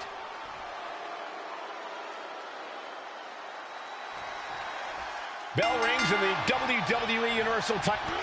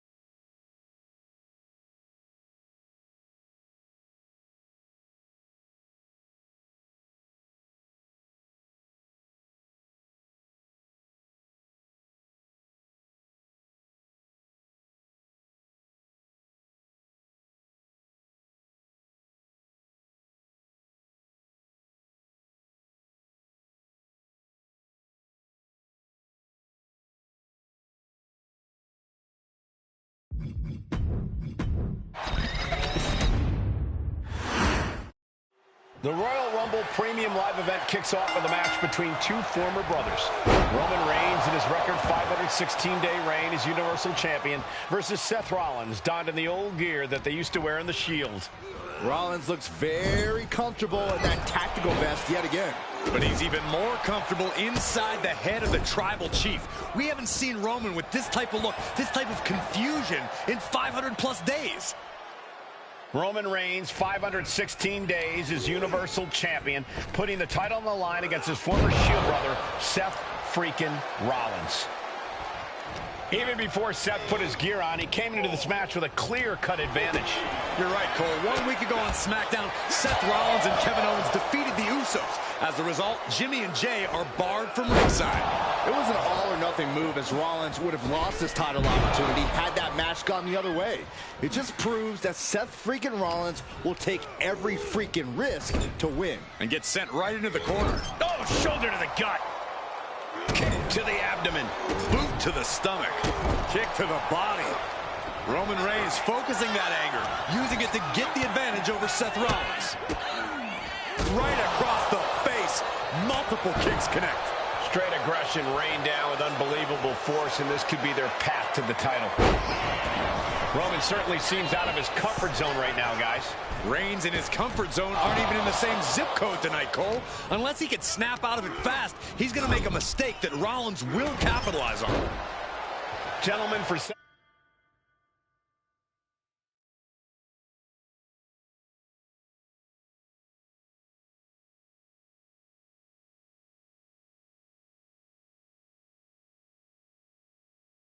17 months, Roman Reigns has dominated. He had special counsel and cousins to help him stay in control, to keep his cool, to concentrate on the business at hand. But now Paul Heyman is gone, and the Usos are barred from ringside. Without those calming forces, cracks have started to show. Every comment Rollins has made about their past cuts deeper. Every mind game breaks Roman's spirit. Even further, this might be the toughest physical battle the Tribal Chief has faced, but it definitely is his toughest mental battle. Man, what timing on that counter. Went for the springboard and missed. Oh, strong right. Reigns seems to be taking just a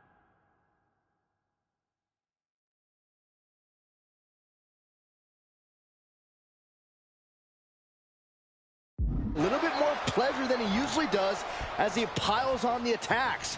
The disdain he has for Rollins is off the charts. I hate to say this, but the Tribal Chief has become extremely frazzled without the benefit of having the Bloodline by his side. Every little move Rollins makes seems to put Reigns on edge. This outfit, the Shield's entrance music. I bet if Rollins gave Roman a fist bump, it would make the Tribal Chief go nuclear. Big powerbomb. Seth is being overwhelmed. The power and rage of the Tribal Chief is just overwhelming Rollins here.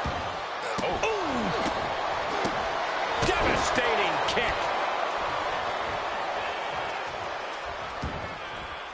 And he's going to the outside, which will start a countout. Sliding back in under the ropes here. Reigns is trying to pick his opponent apart physically and mentally. Not sure if he should waste all his time hot-dogging around.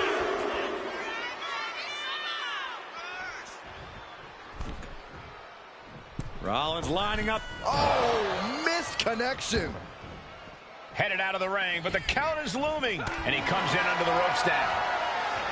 Seth Rollins. Haymaker after haymaker. Reigns so close to finishing this, he can taste it. Ending Rollins and closing the book on the Shield will be his biggest victory yet. So much pride, so much resiliency on display. Toe-to-toe, treating each other like heavy bags. Oh, wow. Get a look at that horrible gash on Seth's face. Over the top and lands awkwardly outside. And Roman Reigns demanding acknowledgement from the WWE Universe. Okay, he should really focus on the match now. We get the point. Boom! Nice. The stomp has been so effective for Rollins, but he might have an even more dangerous move this night with the pedigree. Indeed, the pedigree made famous by a man who's been part of the story since the beginning.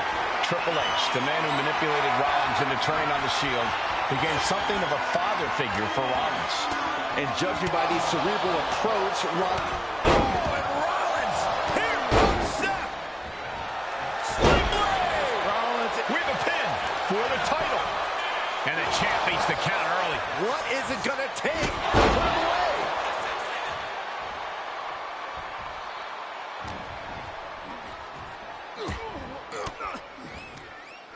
What a reversal by Reigns. Carrying the opposition. What's the thought here? All the way down. I have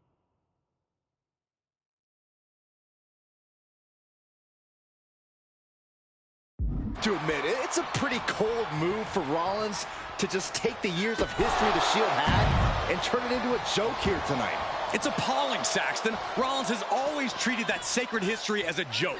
Now we know that Roman Reigns is a loyal man, a family man. What Seth Rollins did to his family 8 years ago was cowardly. Now it's time for Rollins to pay.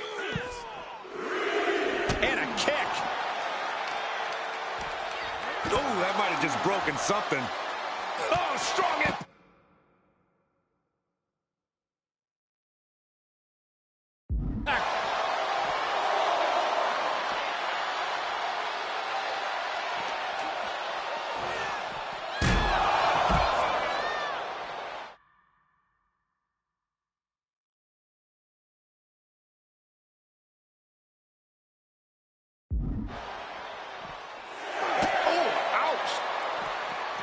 The Tribal Chief has been dominant over the last 516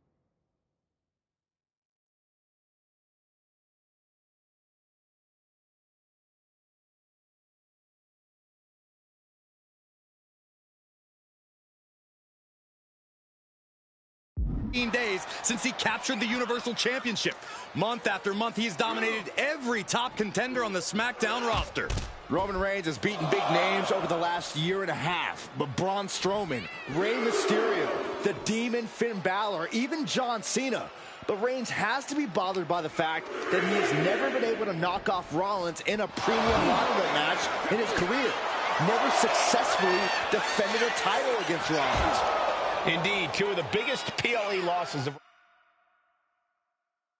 Roman Reigns' career have been at the hands of Seth freaking Rollins. At Money in the Bank in 2016, Rollins defeated Reigns for the WWE title. And a year prior to that, Rollins committed the heist of the century and used the Money in the Bank to steal Roman's WWE Championship in the main event of WrestleMania. This is getting awfully close to a count out here. Brought back into the ring from the floor now.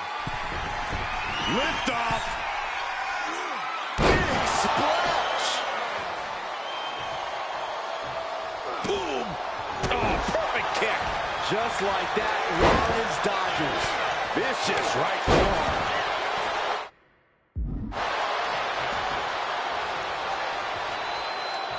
Oh, what a clubbing blow. And his core remains the focus here. Every blow taking more of his breath away. Superman punch! Absolutely laid Rollins out.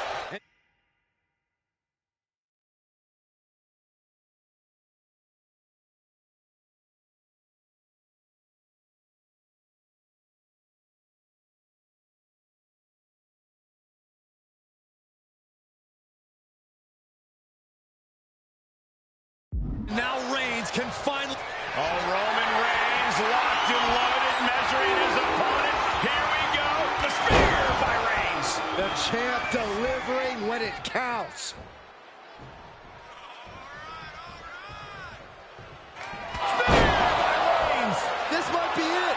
The champ might keep it here.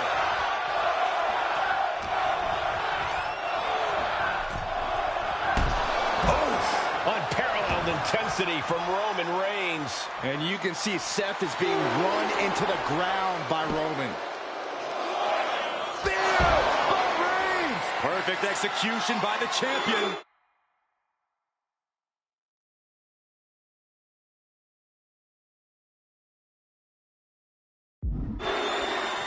I don't even think Roman's aware of where he is anymore. He has...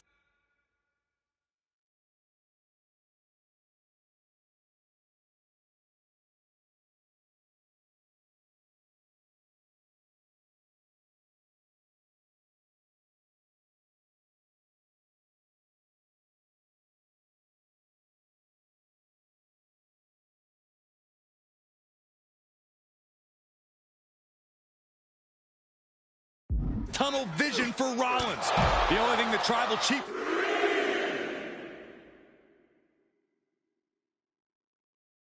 seeing right now is red. And heaven have mercy on Reigns, old Shield brother now.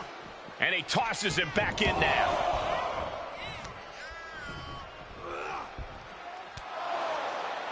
And here's Reigns now, misses wildly with the clothesline attempt. Spear! Spear by Reigns! Roman Reigns from out of nowhere with a spear! That could end it for Rollins if Roman could just make the cover. Roman trying to fight through the pain. Oh my, guys. Guys, look at what Rollins is doing.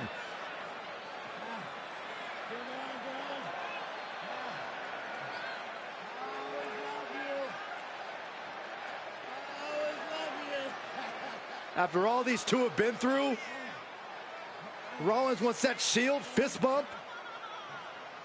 Reigns shaking it off as Rollins continues to try to play mind games. Yeah, but that may have triggered a litany of emotions within the Tribal Chief. Reigns unsure of what to do.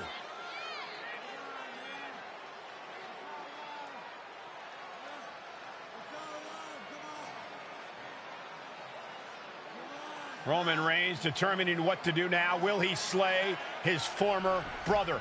Reigns now. Look, gonna lock in the guillotine. Submission Well, there's move your locked answer. in. Submission move locked in. Rollins in major peril right now. Rollins looking like he's starting to fade.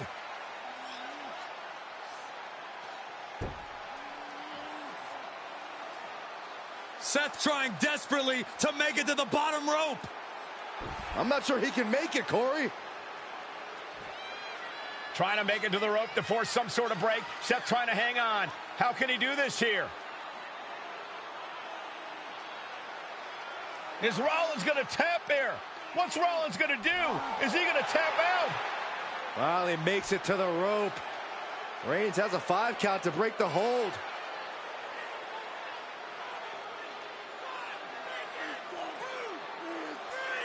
And Reigns breaks the hold here. Roman breaks the hold, and this match continues.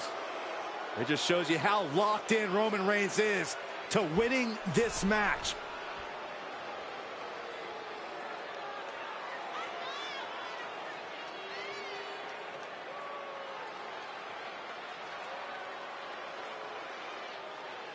Rollins just motionless now. Roman...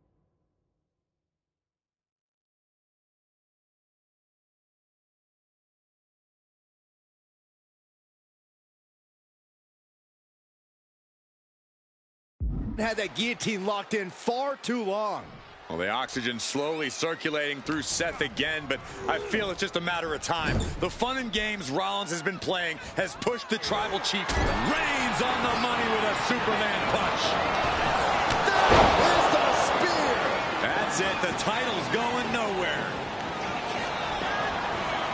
Here's the pin. And Reigns retains the title.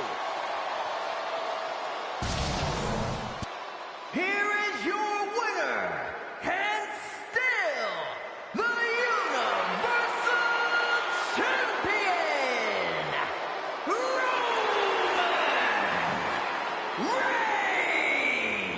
Reigns.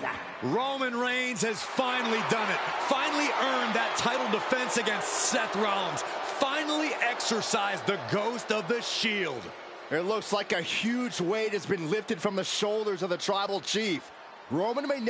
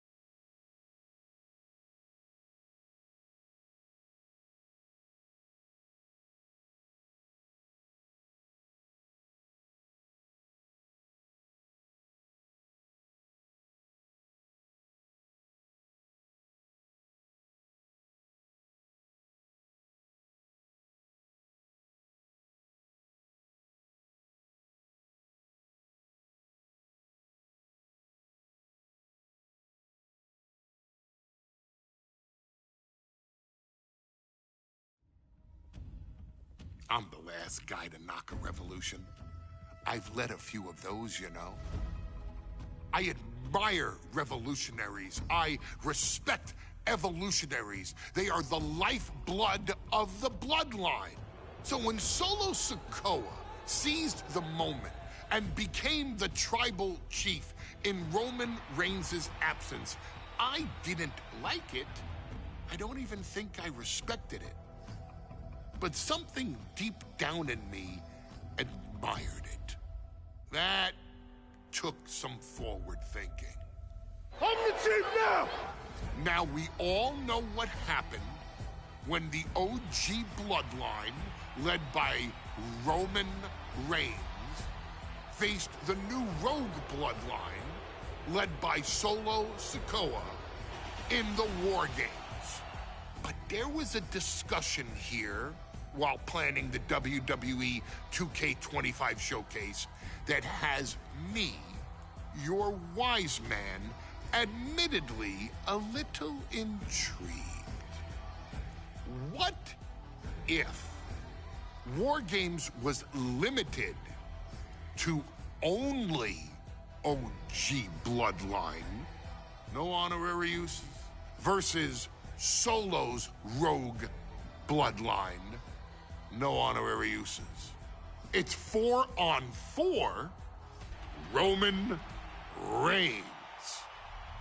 The Usos, Sami Zayn, versus Solo Sikoa, Tama Tonga, Tonga Loa, and the most dangerous new competitor WWE has ever seen, the Samoan werewolf Jacob Fatu.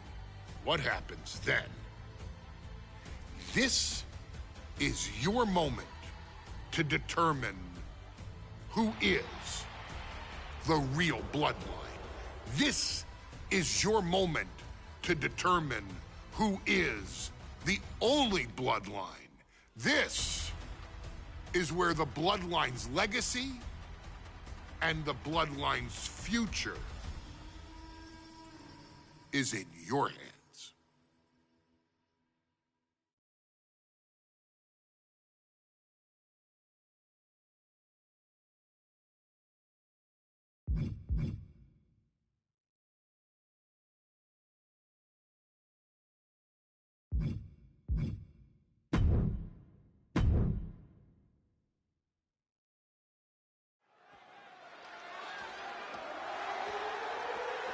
The following contest is the men's War Games match. The rules of the match are as follows. 2 teams will be contained in separate cages, with 1 member of each team starting the match. At regular intervals, alternating members from each team will be released to enter the match. The team with the advantage will be the first to have a member released into the match. Once all competitors have entered, War Games officially begins. The match can be won by pinfall or submission. Exiting the cage will result in a forfeit. And now, let the War Games begin!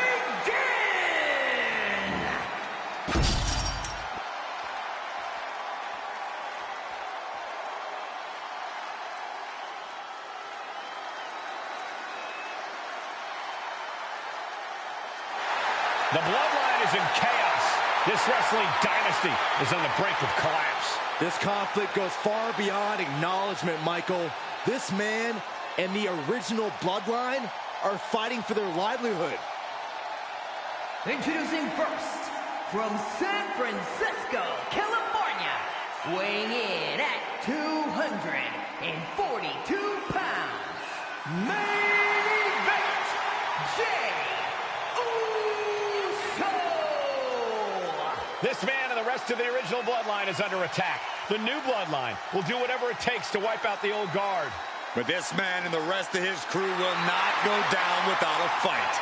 This is a power struggle that could not be contained by a traditional 20-by-20 ring. He's ready to bring the heavy fire to the new Bloodline.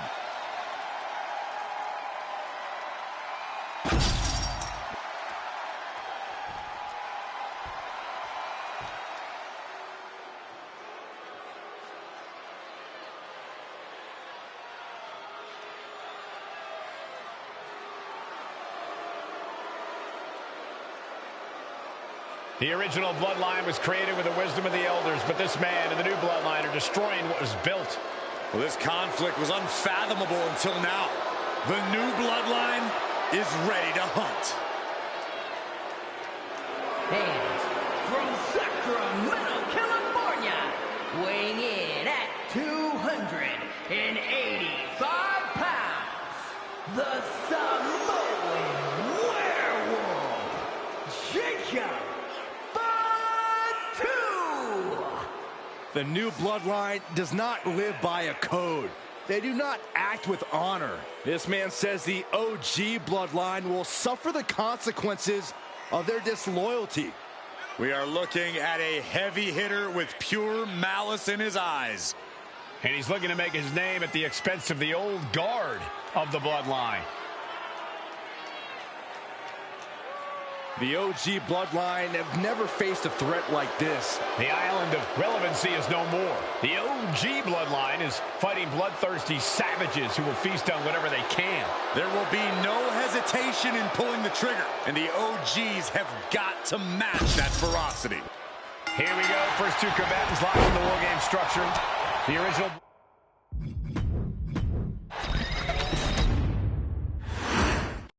Here we go. First two combatants locked in the War Game structure. The original Bloodline versus the new Bloodline in the match beyond.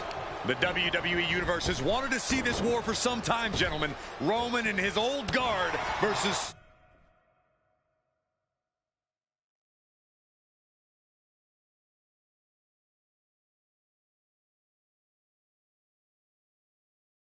Solo and the new crew.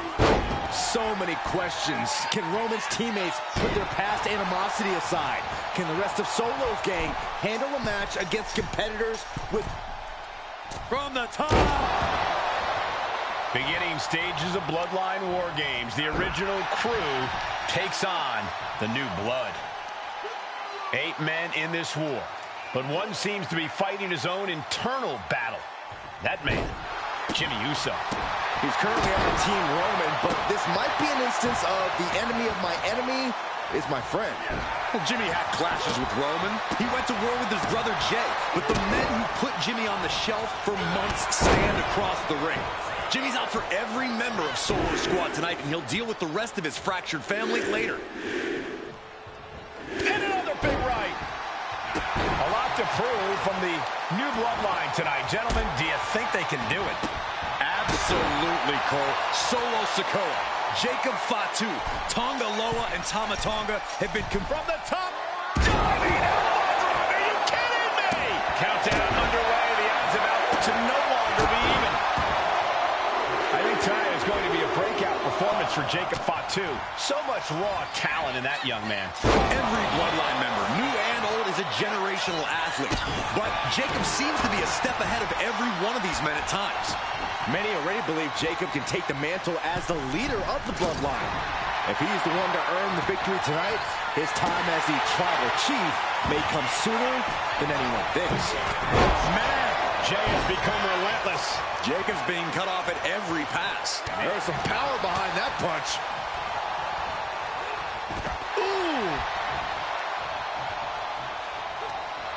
And for main event Jey Uso, this is as much about a mental advantage as a physical.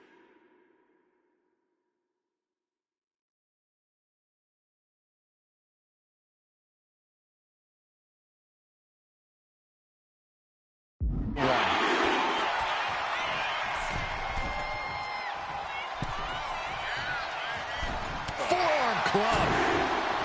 Gotta be a bit tough for Jey to stand up amongst this team. Some close allies, but some enemies he's yet to forgive. We've seen the wars that Jey has waged. From the top! Oh my! Knee right to the back of the neck. Oh man, right to the arm. Hyperextend your elbow. Jarring impact. Oh, driving the elbow. New entrant about to come in, and not a moment too soon. Stump puller leg snap, very effective. They're slamming their face down. Tonga Loa now entering the fray of Bloodline War Games.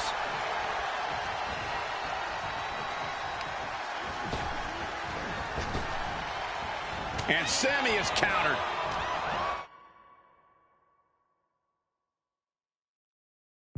If there's one man here with the most to prove, it's got to be Tonga Loa. We've often seen that the man with the most to prove ends up being the difference maker in war games. Many folks think Tonga Loa is just a foot soldier for Solo. But let's not forget, this man is the son of Haku. Just like his father, Tonga Loa truly excels in a brawl. And there is no bigger brawl. From the top!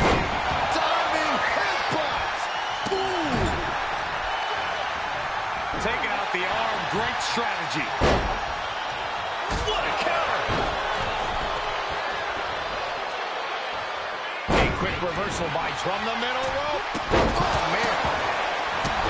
OG Bloodline leader Roman Reigns has so much on the line in this one, guys. Oh, absolutely, Michael. Solo Sikoa took his spot at the head of the table. He says he's the new tribal chief.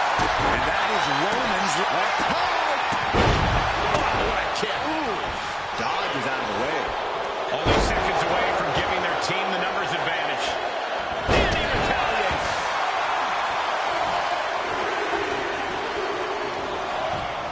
Here's the buzzer, and Jimmy Uso is looking for revenge against the new Bloodline in War Games. He's already bringing the numbers advantage, but he wants something more. And Sami's focus looked like it was shaken after that. Yeah, this is the hostility Jacob Fatu wanted to bring. Sami Zayn grew so much as a member of the Bloodline, it really gave him a sense of self-worth. Yeah, but part of that self-worth came from defying Roman, from defeating the Usos, which begs the question, and I wish there was a better way to phrase this. Is Sami Zayn still Usi? I think he is, Corey. Sami seems elated to be fighting alongside Jay and even Jimmy. Those are his dogs. Another attack to the Sky high. And that blow has him wavering. Setting up for something here. Hit by a flying stop sign. That had to hurt. Man, what a hit. Solo Sikoa's group at a decided disadvantage. His side is less experienced inside this structure. But look at how young and hungry Team Solo is. In particular, Tama Tonga is a real wild card. He's like a hyena locked in a cage with a bunch of raw meat. I even asked Tama backstage if he was looking forward to this match, and he just said to me, yeah. Great journalism there, Byron. Bloodline, new Bloodline. Both sides engaging in a brutal battle. Every one of these men is fighting with every fiber in their being to be considered the true Bloodline. From behind. The teams are now equal, but this weapon could be a big difference maker. Big forearm. Solo Sikoa, leader of the new Bloodline, has called himself the head of the table, called himself the tribal chief. And when he asked the WWE Universe to acknowledge... A long way down from there, but it looks like he has a plan. He's look at hurry. There's no way this match can even continue after that disaster. Carefully placed stomp to the arm. What's Jacob Fatu's intentions here? DDT plants them. End of the line for Zayn. And guys, this is what War Games is all about. Both Bloodlines leaving it all in the ring. The old guard and new school trading their biggest shots in one of the most dangerous environments in all of WWE. He puts him into the corner. Nasty boot by Zayn. Has simply ended it there. The count has started, and one team is about to have the odds in their favor. And the chair projected right to their face. And that has to bring Jimmy down a peg. The competitor in Tonga Loa coming through here. Back suplex. Good grief. That stop sign flew like it was a frisbee. Enters the ring and is diving head first into the chaos of this match. It's been a hardship for these superstars to get to this point. I think these fans are driving them to claw that extra inch. You can sense the ride these fans have been on.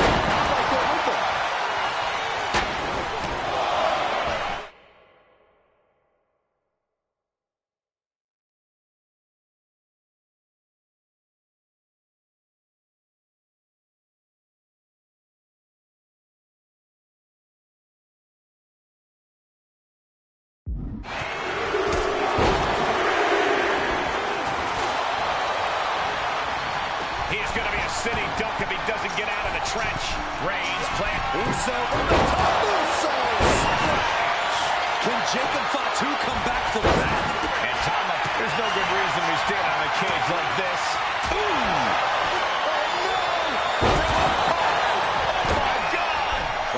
From the sky, they have to be broken. I don't think anyone can physically climb a cage again after that. Climbing up the wall now, and he's got some crazy idea in mind from the looks of this. Meeting right in the middle of the two rings, the war. Spear! Jay can seal it here. Listen, he wants it one more time. And looking at Jacob Fatu, and talking about giving a DDT with authority. Sammy just ended this. And now the new tribal chief, Solo Sikoa, joining Bloodline War Games. Sharp elbow to gut turns that one around. The teams are squared up, but he doesn't think that's enough, apparently. No escape from these punches. He has to be in a world of hurt here. He is leaving nothing to chance with these even teams. He's making sure to have any weapon at his disposal. Getting set up in the corner now. In the corner. And an elbow for good measure. And Jacob continues to attack with aggression as this match goes on. Fatu must be having thoughts of ending things soon. And Zayn now, the wall is closing in. No doubt about it is do or die for Sammy at this point.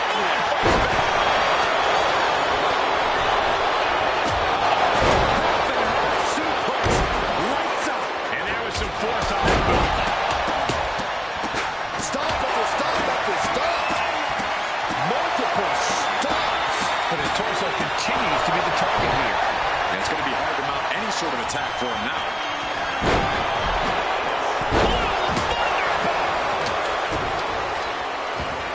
Looking to take it to the air now. Uso. Then it's Jey Uso.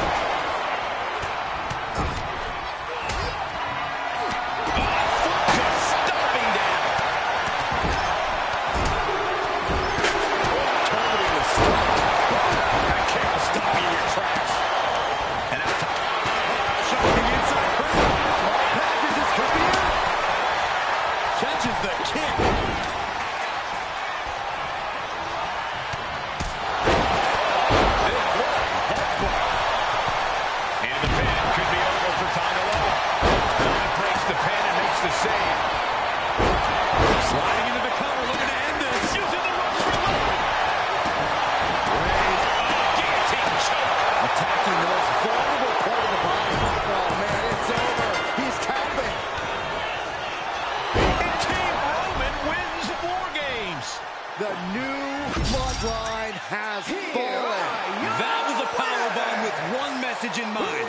Absolute destruction. And Jey Uso and Sami Zayn, the Bloodline. Unbelievable. Roman's original Bloodline crew found a way to work together and reestablish their dominance. You may not know who your brother or enemy is by their last name, but when you're in battle, look to your left, look to your right. That's family. And this is the one true Bloodline.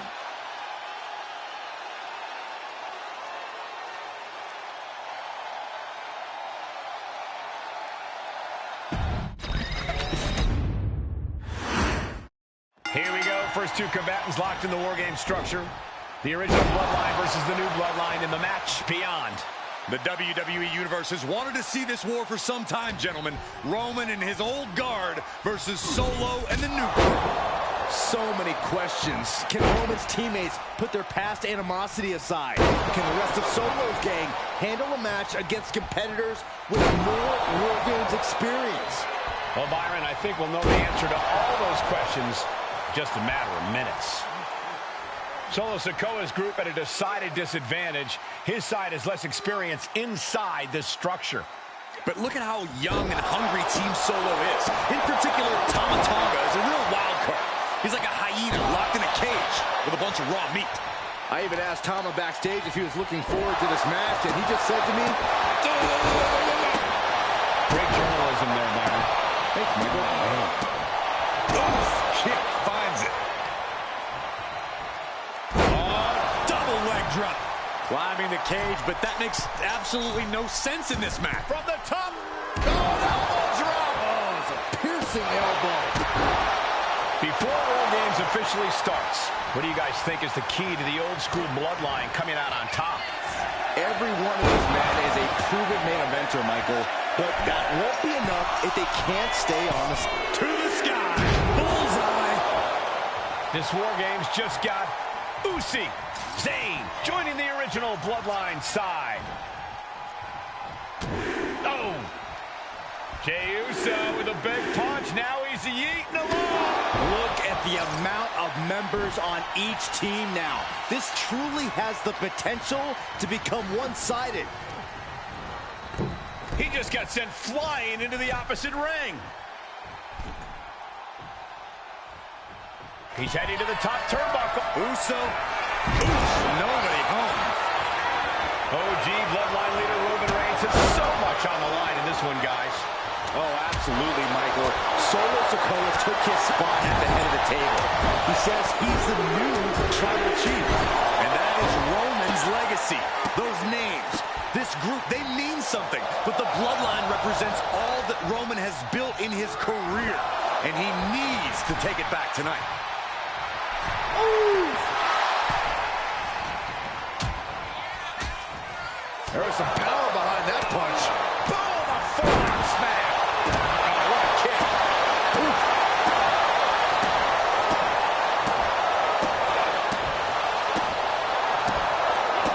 Sami Zayn grew so much as a member of the bloodline, it really gave him a sense of self-worth. Yeah, but part of that self-worth came from defying Roman, from defeating the Usos, which begs the question, and I wish there was a better way to phrase this. Is Sami Zayn still Usi? I think he is, Corey. Sami seems elated to be fighting alongside Jey and even Jimmy. Those are his dogs. Uh-oh. Look at this. For the blue Thunderbomb. Ooh. Connects on the kick.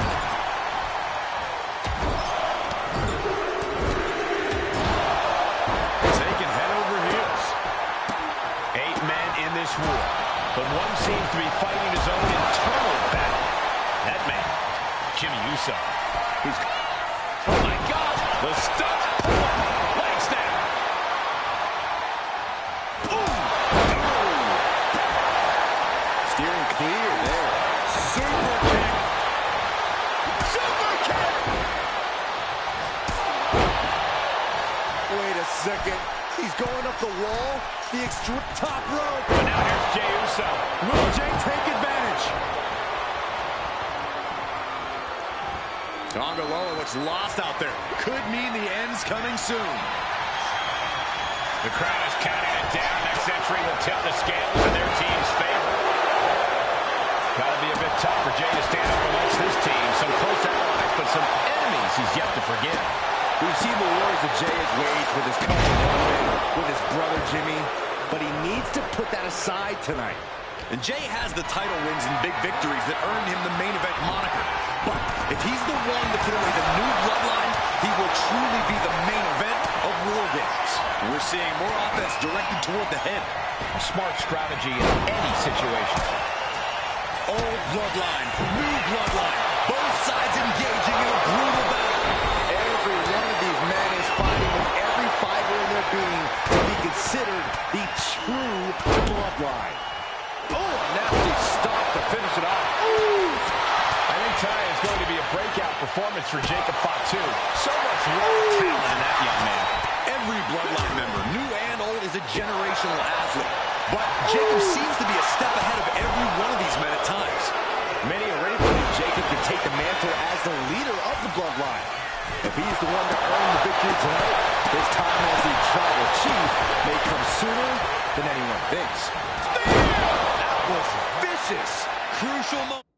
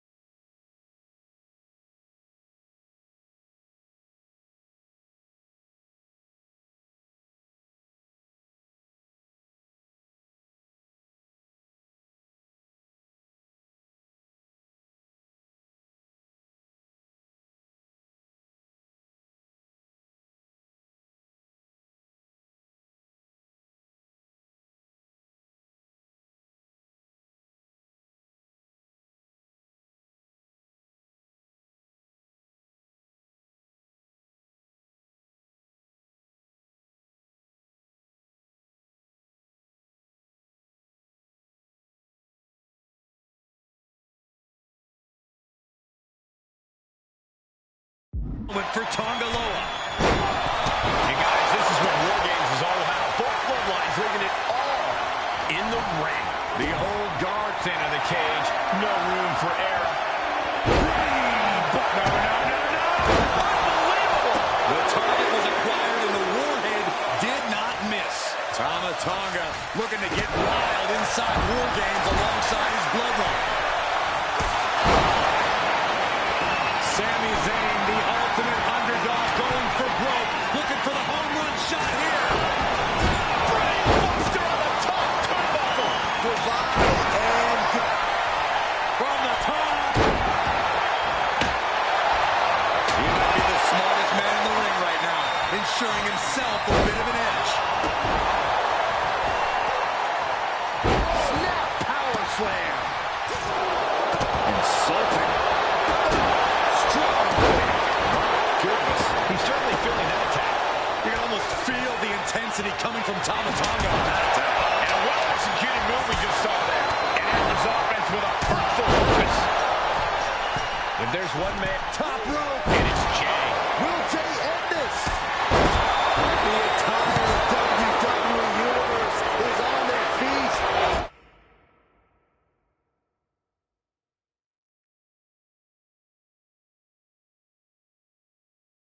An absolute barn burner. As their opponent up delivers a stun gun. Now don't look. Dragon screw.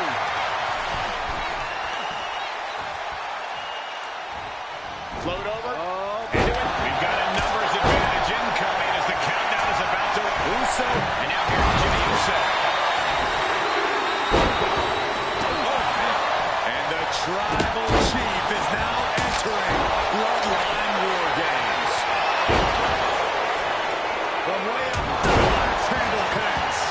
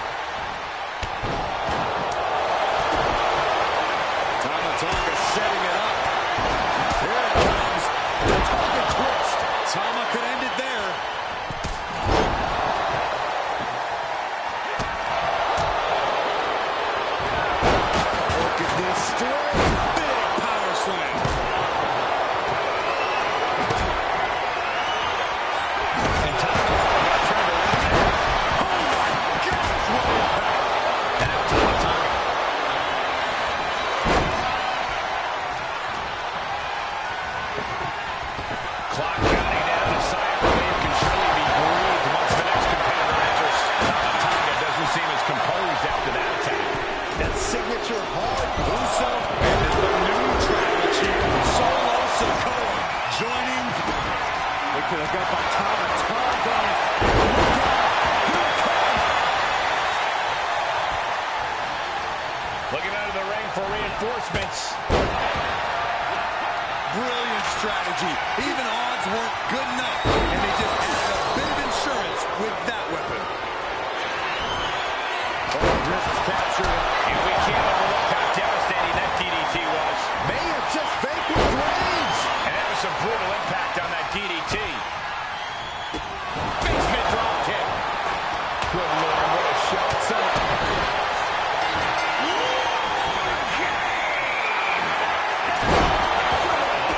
And it's time. War Games is officially underway. The battle, here we go.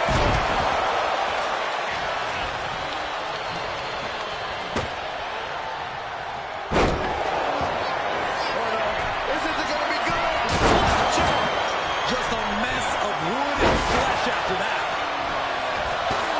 Punch right in the head. Then we see Tama And just in time, he gets out of there. a reversal. Well scouted. Hey, you can't do that. And heading up top. Might be getting up, but it doesn't look like it will be from the top.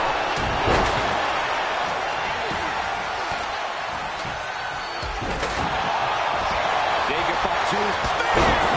Jimmy with a J-Bender. Jey Uso put a solo in his place. This could be crucial. Down on the windpipe. That hit connects on Roman Reigns. Oh, that is going to leave a mark. He's finding himself in some territory he does not want to be in. Turning the throat there. Oh, look at him. Diving splash from the top. Incredible impact. And Roman getting stuck with even more offense. Followed by Tama Tonga. This could do it. Nailed all of it. How have we not claimed a winner yet? You gotta believe that not wanting to feel the agony of defeat is causing this never surrender. Wait a minute, setting in. Devastating submission coming. Get it locked in. I didn't expect him to just let go. I don't know what he's thinking. Oh, no. Getting in position. What's he planning to do here? Targeted. Escape and a takedown.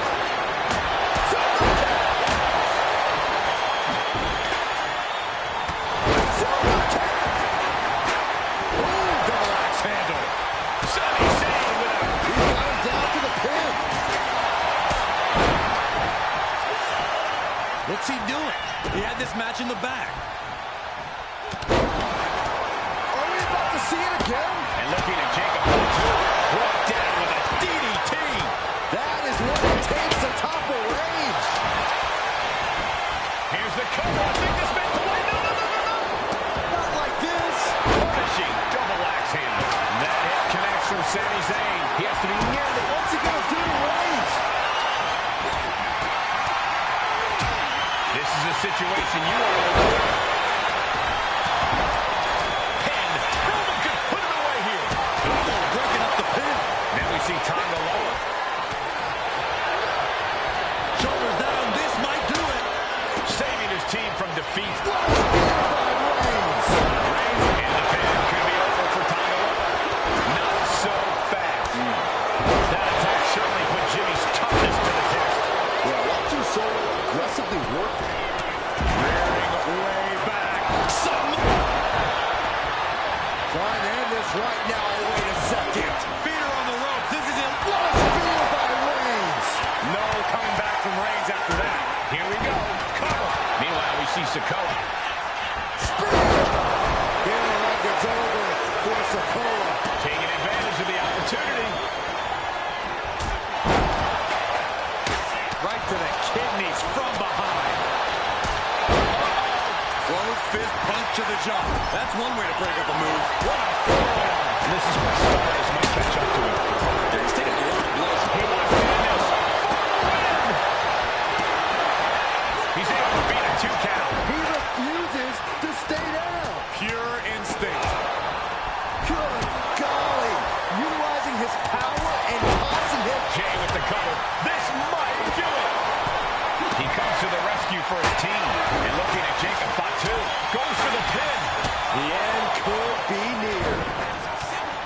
the War Games steel structure. Better be careful. Uso splash. Jimmy might have just finished things. Roman wins the War Games. The new Bloodline has fallen. Here are your winners, Roman Reigns, Jimmy MJ Uso, and Sami Zayn, the Bloodline. Unbelievable. Roman's original Bloodline crew found a way to work.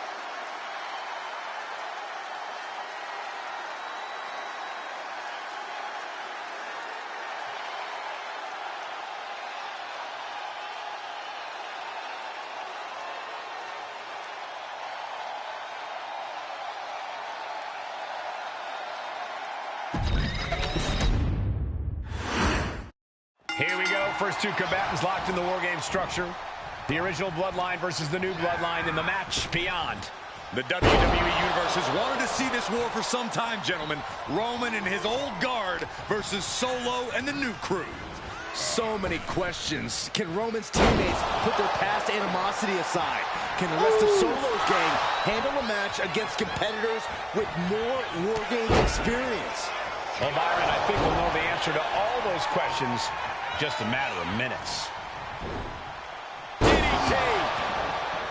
8 men in this war, but one seems to be fighting his own internal battle.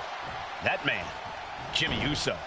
He's currently on Team Roman, but this might be an instance of the enemy of my enemy is my friend. Well, Jimmy had clashes with Roman. He went to war with his brother Jay, but the men who put Jimmy on the shelf for months stand across the ring.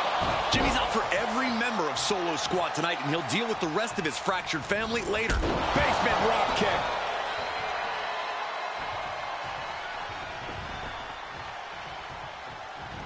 On the button with a low drop kick. And Jacob getting some pushback there.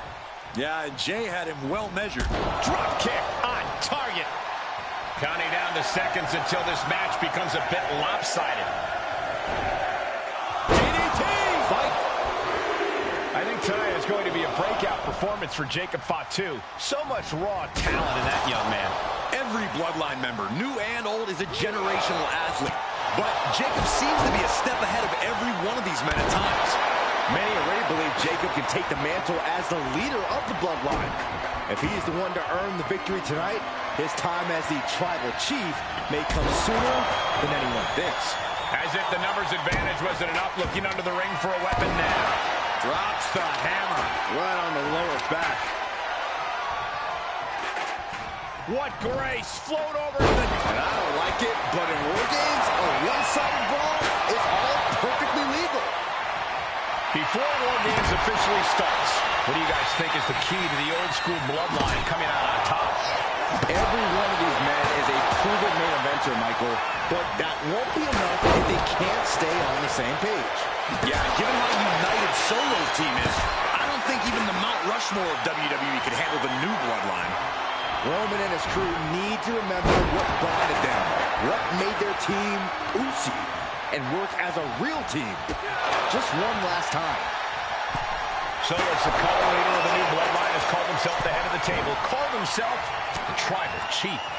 And when he asked the WWE Universe to acknowledge him, we're hearing more and more of the crowd agree. Well, Solo has grown in power with big wins and title. Uso, and it's Jay. Jacob Fatu's got a problem here. Tonga Loa now entering the fray of Bloodline War Games. Uso splash! Jay can seal it here. Watch out! Face buster plants him. Float over. Into a DDT. Fight. There's one man here with the most to prove. It's got to be Tonga Loa. We've often seen that the man with the most to prove ends up being the difference maker in War Games. Many folks think Tonga Loa sending with a big boot. Is Zayn closing this out? Old Bloodline, new Bloodline, both sides engaging in a brutal battle. Every one of these men is fighting with every fiber in their being to be considered the true Bloodline. Dropkick with precision. Big knee. That hit connects from Sami Zayn. Jay ready to end things. Unraveled on Zayn. Hold on here. What good reason does he have to be climbing up the cage now? OG Bloodline leader Roman Reigns has so much on the line in this one, guys. Oh, absolutely, Michael. Solo Sikoa took his spot at the head of the table. He says he's the new tribal chief. And that is Roman's legacy.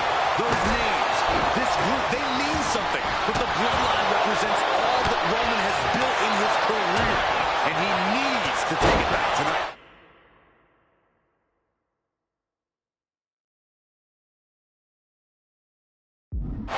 Things could get ugly now as they head inside the cage.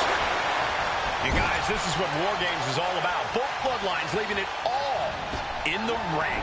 The old guard and new school trading their biggest shots. And Nasty boot. Is that all she wrote for Tonga Loa? Gotta be a bit tough for Jay to stand up amongst this team. Some close allies, but some enemies he's yet to forget. We've seen the words of Jay's ways with his cousin Roman, with his brother Jimmy, but he needs to put that aside tonight. And Jay has the title wins and big victories that earn him the main event run. If he's the one to put away the new Bloodline, he will truly be the... Look out! Man. Oh,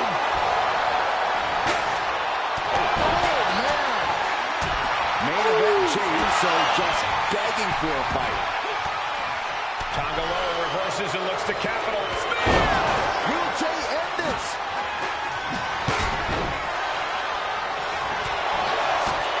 Let's take a thought to his intentions here. And with his coming entrant, the teams will officially be evened up. Jimmy with a cause for alarm. Listen to this place. It's electric. Tonga looking to get wild inside. No. What are you doing? No way. No. Absolutely insane. All the way from the top of the cage. An insane all-or-nothing attack. Putting everything on the line. Jay looking a little less than main event after that one. Yeah, Tonga had him well measured. Oh, target acquired and destroyed. And these focused attacks are really adding up. Yeah, the body is like a roadmap of the wealth right now. Sami Zayn, Uso. Now Jimmy. Uso splash! Jimmy might have just finished things.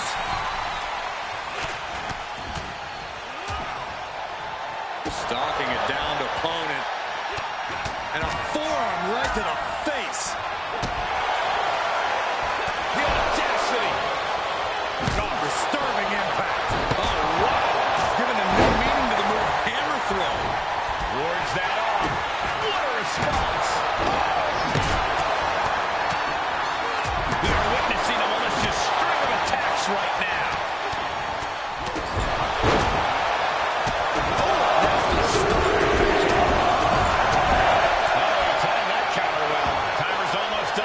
Entrant gives their team the advantage inside the cage.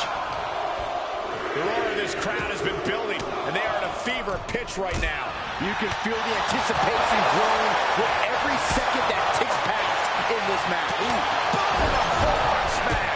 Oh! But now here's Jey Uso. Jey can seal it here. Hammer right to the gut. And entering into an absolute war zone, giving the troops the boost they need. Here we go, Byron. Samoa Joe. Ooh, sledgehammer to the body. This is not for the faint of heart. Back suplex. Super kick. Climbing up the War Games cage, headed for the top. Any one of these attacks. No, what is he doing up there? Oh, my goodness. Really took a gamble there, and it cost everything. No way anybody can continue after landing like that. Just brutalizing their opponent.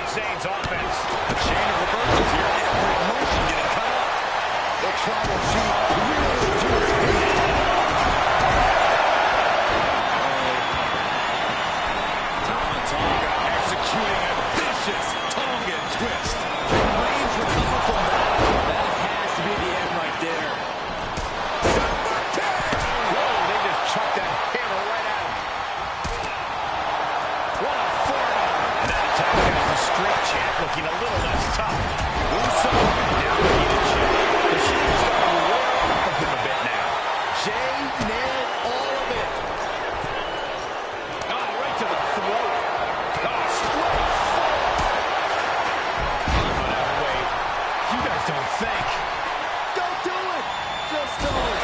No. Taking the most extreme risk possible. But will it ultimately pay off? Okay, well, here we go. He thinks this is it. Save made by the teammate. Not a moment too soon. Big strike across the back. Oh, this is just too far. Get some control in there. Oh, it is a Roman Reigns so dominant. You can see all the group going for the cover. Solo's shoulders are down. The count was stopped before it started. How at this point? And he just decides to end the hold. Wonder what he's thinking here.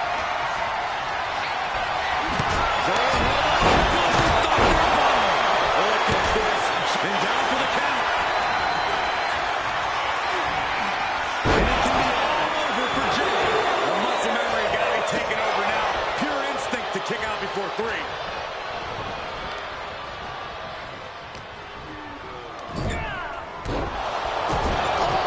There's got to be a concern for Jay at this point. It will be an arduous task for Jay to recover after tonight's battle. That's scary. Sammy covers, shoulders down. His arm shot off the mat before 1. This deep into the match, and he's able to kick out before a 1 count. It's stunning. Did Jacob Fatu get enough of it? There's 2. Oh, he gets the shoulder up before 3. An emphatic kick out from Jey Uso. How in the... Incoming! Placed against the turnbuckle. Tonga setting it up. Here it comes. He begins to climb the wall of the War Games cage. Victory nearly in hand for Tama Tonga. German suplex. Into the cover. The feet are on the wall. He's going for the cover. For the win. He made the save just in time. And looking at Jacob Fatu. Shoulders are down. Jacob's got to kick out. Shoulders down. This could be it. And Team Roman wins War Games. The new Bloodline has fallen. Your winners, Roman Reigns, Jimmy and Jey Uso, and Sami Zayn, the Bloodline. Unbelievable. Roman's original Bloodline crew found a way to work together and reestablish their dominance. You may not know who your brother or enemy is by their last name, but when you're in battle, look to your left.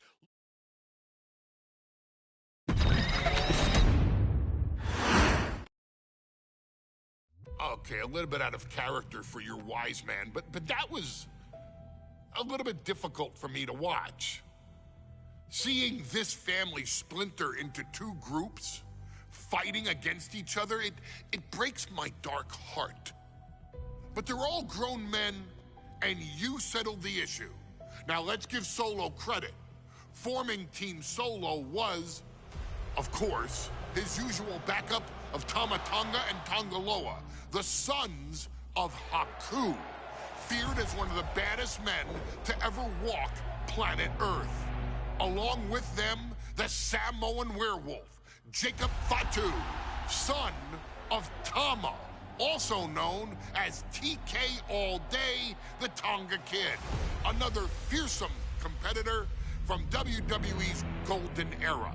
But did you know that Haku and Tama once comprised one of WWE's most impressive tag teams? Haku had been considered family by the Dynasty for years on end, and his teaming with Tama, brother of Rikishi, solidified this for eternity. The Islanders were a formidable test for any tag team in WWE in the late 1980s, competing against teams like the Hart Foundation and the British Bulldogs. Initially fan favorites, the two would embrace a more hard-nosed approach and even teamed up with WWE Hall of Famer Bobby the Brain Heenan, finding even more success. The team flawlessly merged aerial excellence, martial arts mastery, and some good old-fashioned Islander grit. Perhaps their most infamous moment saw them actually dog-nap Matilda, mascot of the British Bulldogs, showing that they were willing to do literally anything to throw opponents off their game. Both men are still revered today as two of the real legit tough guys in the industry, names that instill fear simply upon mention, and they absolutely taught their children well. Tama Tonga and Tonga Loa both love to slowly brutalize an opponent in the traditional Haku style, while Jacob Fatu hurls his body at opponents from all angles with reckless abandon, much like Islander Tama in his TK all-day heyday.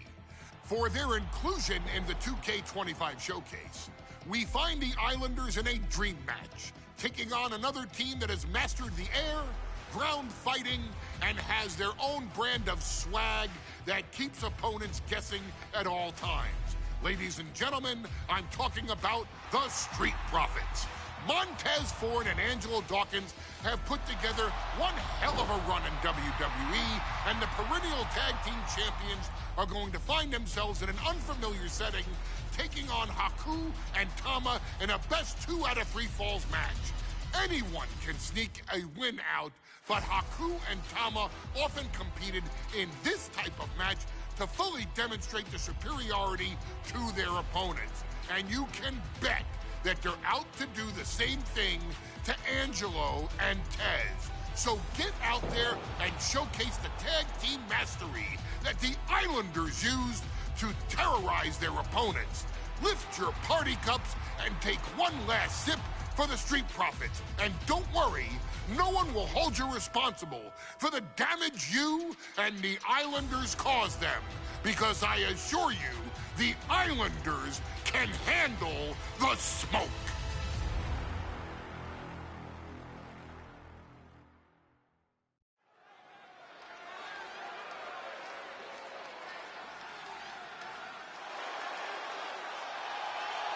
It is time for the Street Profits to get themselves some of the Islanders.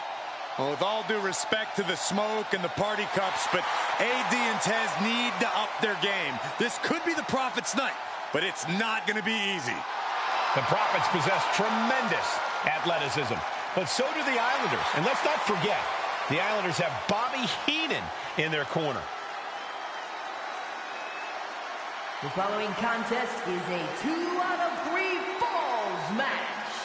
On their way to the ring, at a combined weight of 492 pounds, Montez Ford and Angelo Dawkins, the Street Profits. The Islanders are known for innovative double-team offense, but they're looking to do more than just beat the Profits. Well, under the Brains' incomparable tutelage, the Islanders have become smarter and more brutal. Tez and Dawkins better have their third eye open and their heads on a swivel.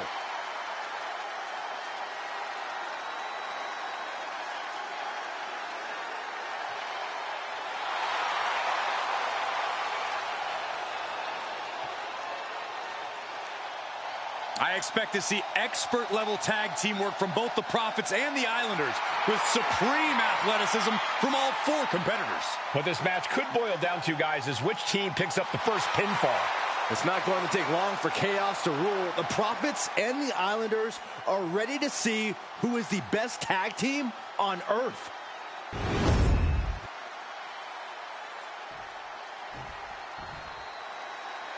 The Street Profits had better be ready for what's coming. Tez and Dawkins have to be ready to deal with any shortcut the Islanders can find. And their opponents, accompanied by Bobby Heenan, at a combined weight of 499 pounds, Tama and Haku, the Islanders. We know the Islanders are as vicious as they come, but the Street Profits excel in all forms of chaos. Yeah, Corey, but the Islanders have a plan and will stop at nothing to carry that out.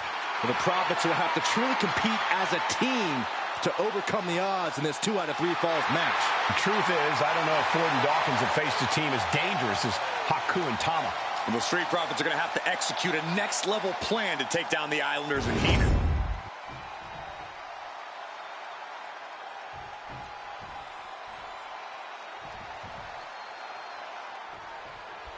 The Islanders and Street Profits facing off here in a 2 out of 3 falls match. Two teams that mix high flying and hard hits with ease. This is going to be exciting. The Islanders move at such speeds that you can't take your eyes off them for a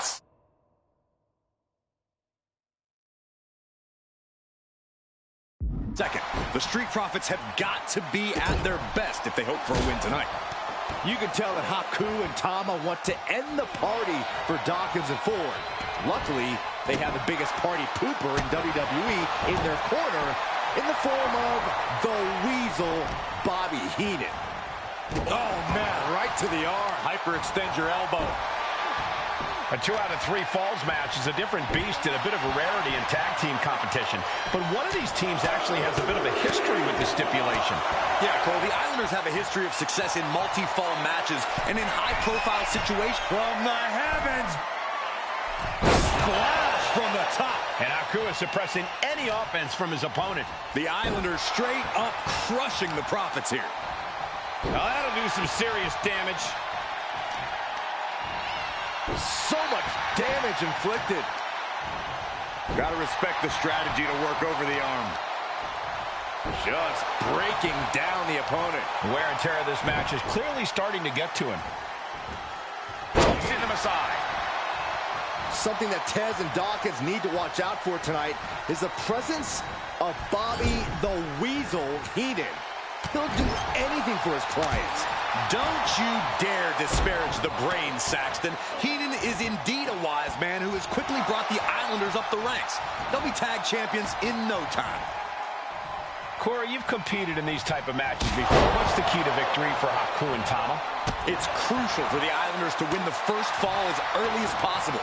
To do that, they've got to either isolate Ford or Dawkins and block their path to make an attack. And Ford's resolve might be wavering here. The Islanders putting a beating on the Street Profits. And that'll limit the use of the arm. Boom! So many accolades for Dawkins and Ford. Triple Crown Tag Team Champions, multiple WrestleMania wins. This win could be another major feather in their... Oh, scoreboard! Shoulders down here! Will this be enough?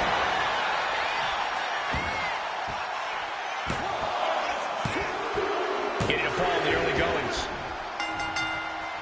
Stomping down! That's using your head. Jeez, Ford is really leaking now.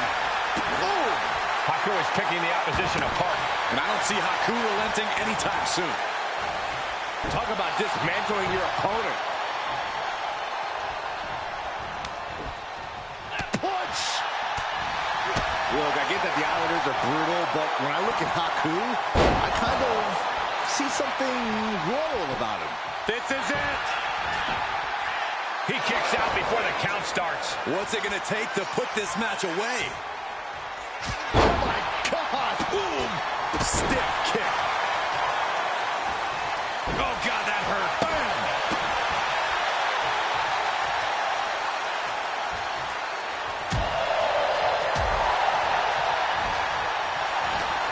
Answer after answer for each other's offense. Up on those shoulders. Down in a hurry.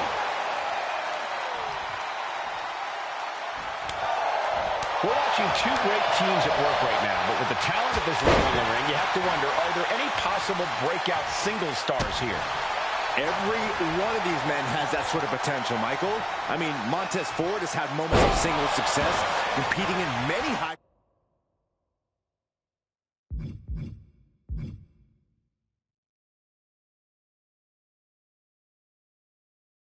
profile matches on his own.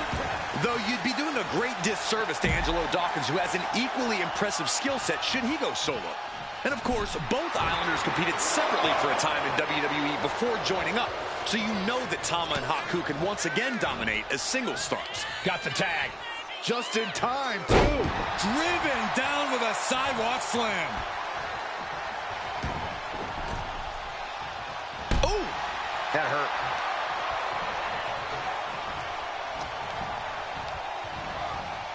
And into the corner he goes. Had it scouted. Now can capitalize.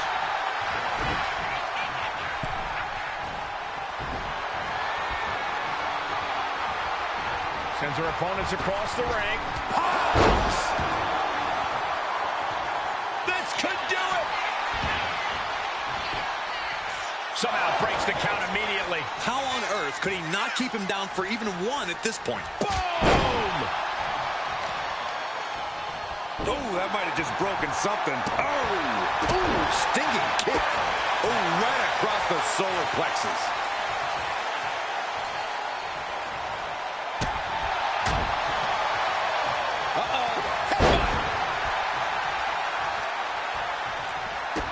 Can stay there, guys. Punch right in the head. Axe bomber!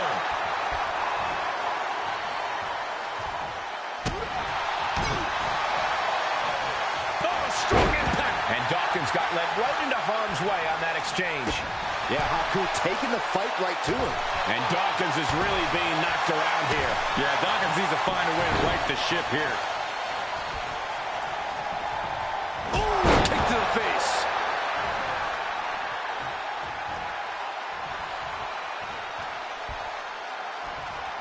Dawkins with the reversal. Now he's looking for some momentum. Angelo weathered the storm and wants to create a flurry of his own. And it looked like Haku got caught hard by that. Yeah, with that, the Street Profits proved that where there's smoke, there's also fire to get burned with. And he got there. He made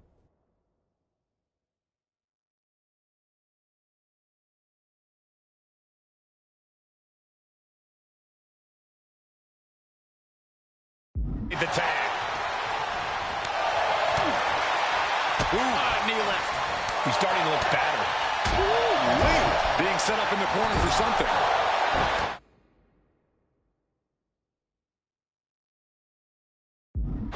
I'm glad the Islanders are able to compete tonight. I was worried they'd have to serve another suspension. Oh, what a phony charge that was. Heenan and the Islanders did an amazing job as dog sitters, and they got punished for it. Then again, the corrupt president who handed out that suspension also vacated the WWE Championship for no good reason. Yeah, Corey, there's just too many things to correct you on there.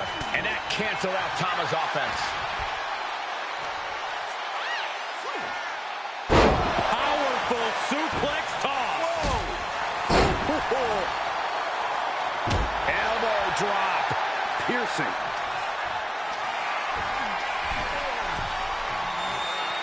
From the top. Diving headbutt.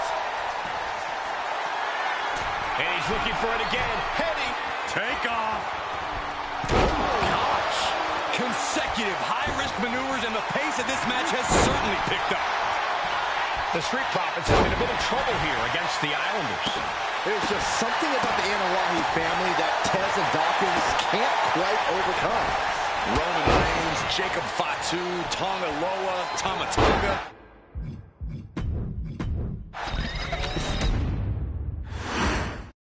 The Islanders versus the Street Profits in a best-of-3 falls match. This matchup represents two teams who want to...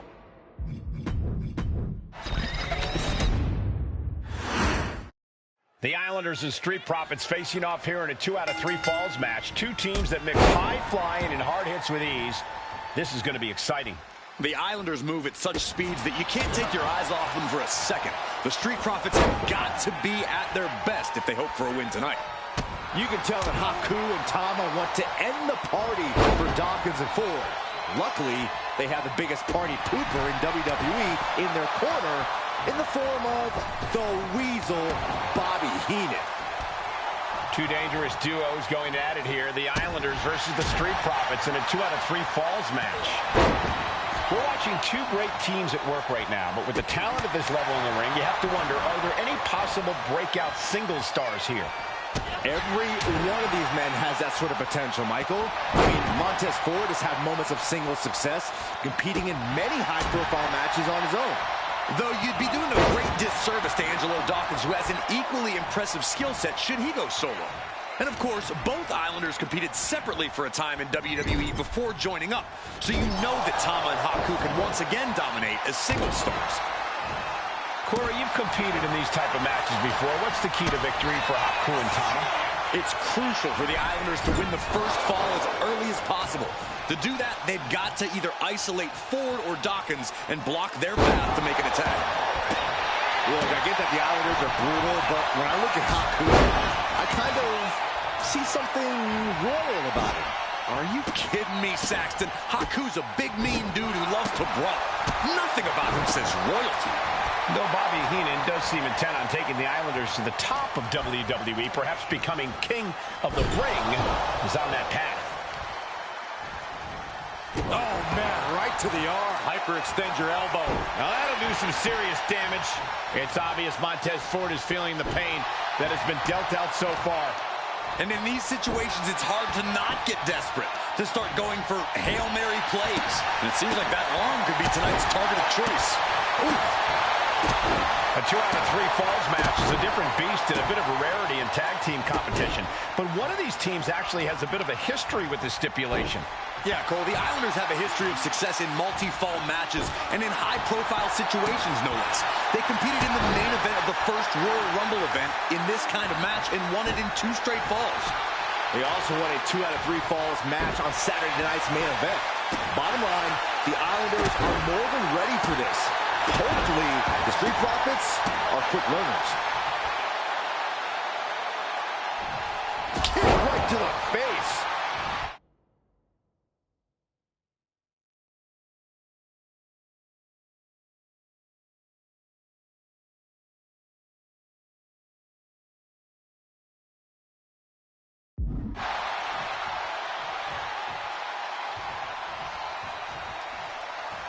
He's headed to the top now. Look out! Piercing elbow! Headed up to the top turnbuckle. From the heavens! And does not get it. This is a big night for the Street Profits. Their party cups are filled to the brim tonight. I took a sniff of it, and it nearly knocked me out. A heavy double axe handle. Drops the hammer. Right on the lower back. Carefully placed stomp to the arm. Oh, putting focus on the arm here. Boom! Talk about dismantling your opponent. Ooh, boy, what a kick. Ooh.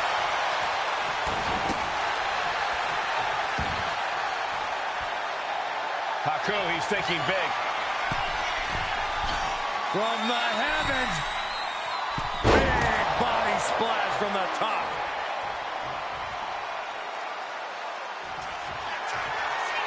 And another climb. He's making a statement. Watching. Oh, gosh. That looked like a bad landing.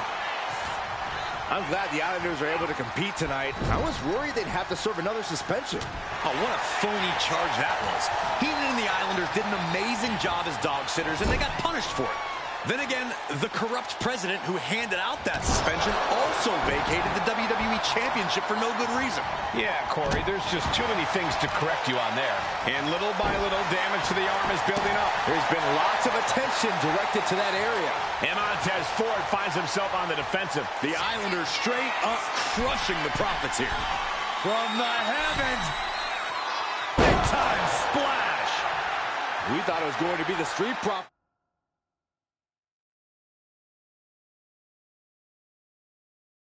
It's going to the air. He may get the 3 count right here. This is it. He's already done so much damage. What else could he want to do? The Street Profits having a bit of trouble here against the Islanders. There's just something about the Anawahi fan. We got to cover. We got a referee out of commission here. Someone's got to make a count.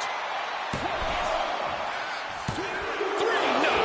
Somehow, some way, he is still in this.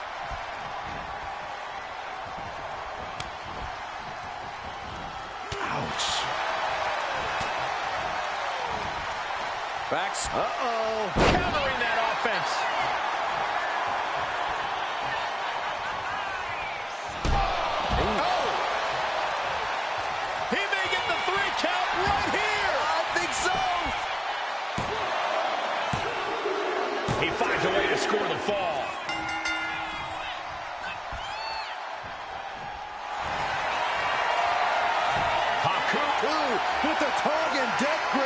It's hooked in deep. His body's over. Able to free himself from the grip.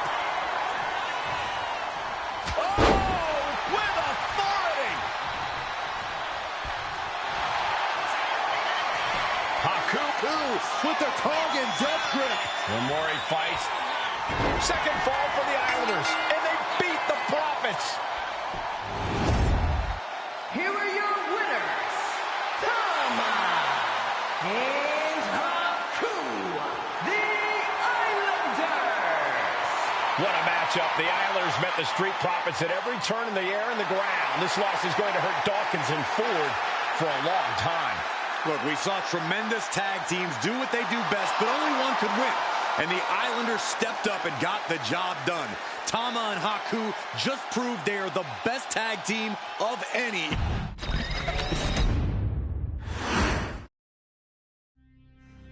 Ladies and gentlemen, I don't have the words to convey how proud I am to have been part of this historic showcase. Having worked alongside this family, this bloodline, for so many decades, reliving moments that I got to experience firsthand has been a privilege of the highest order.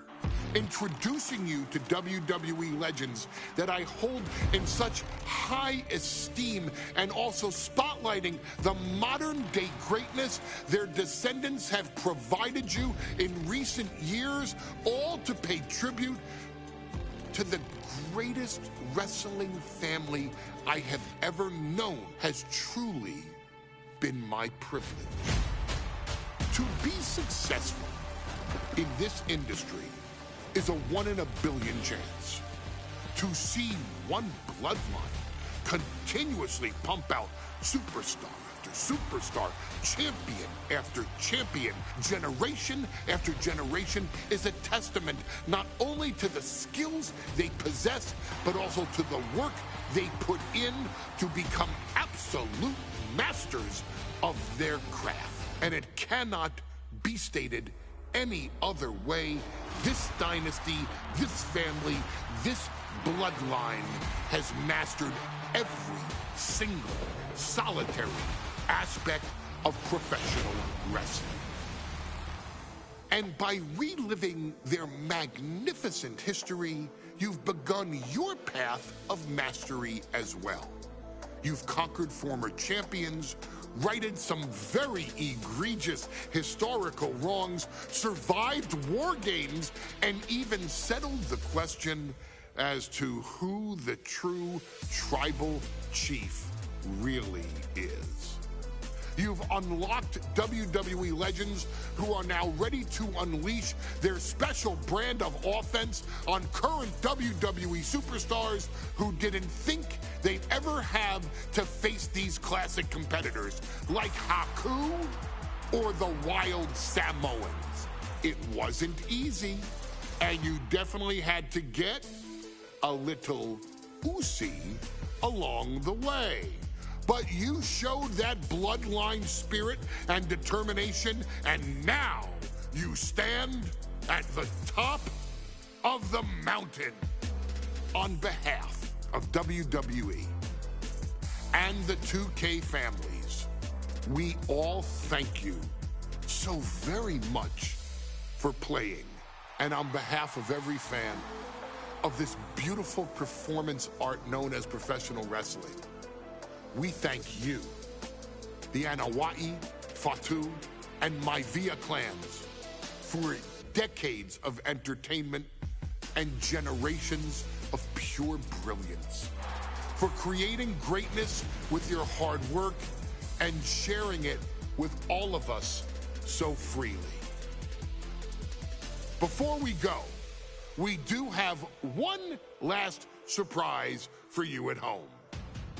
Now that you've showcased your skills and earned a spot as an honorary Uce, it's time for you to choose who rules your WWE universe as the Tribal Chief. Is Roman Reigns still your Tribal Chief, or have you thrown in with the attempted coup by Solo Sikoa? Do you want to see Tamina finally rule over everyone? Or is it TK all day, every day, don't you say? Regardless of who you choose, you've earned the right to acknowledge your tribal chief.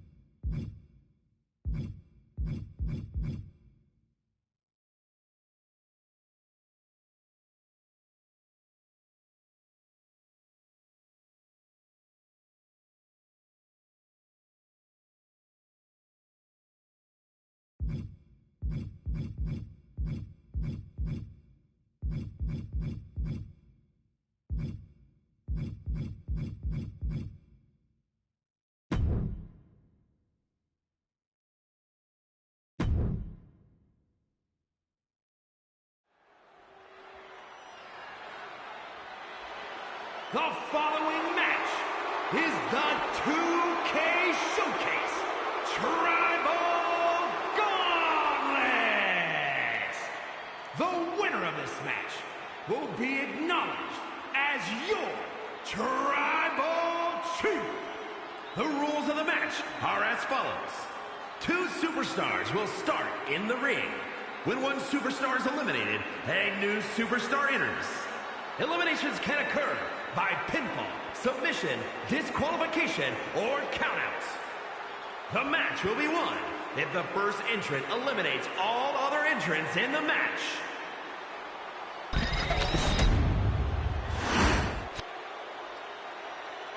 The Bloodline Gauntlet match begins here, gentlemen, with our first entrant. A superstar with a daunting challenge ahead.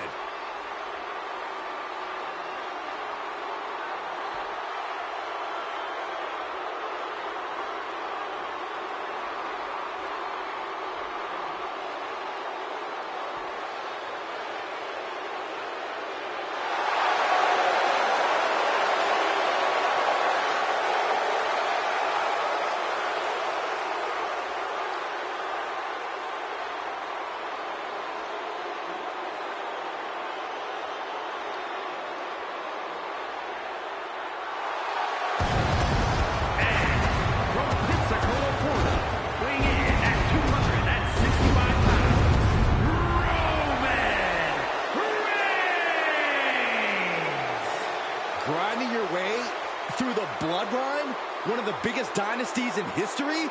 Is it even possible? Well, it's highly improbable, but nothing's impossible in WWE.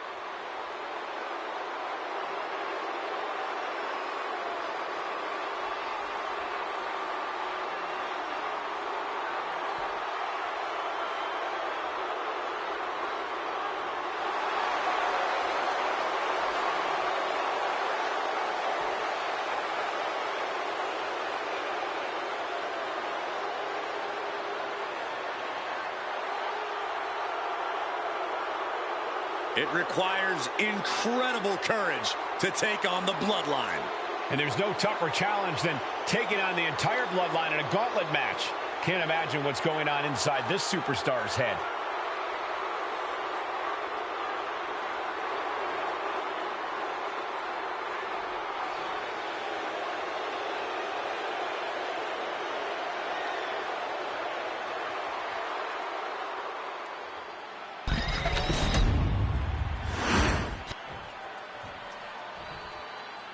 Wow.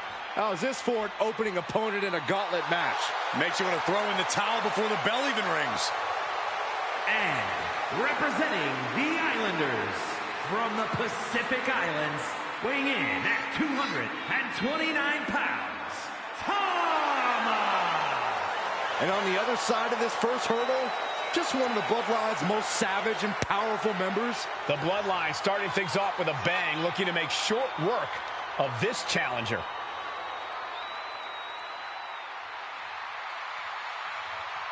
This is where it begins. The ultimate gauntlet challenge against the full might of the Bloodline. Win or loss, this is an historic undertaking.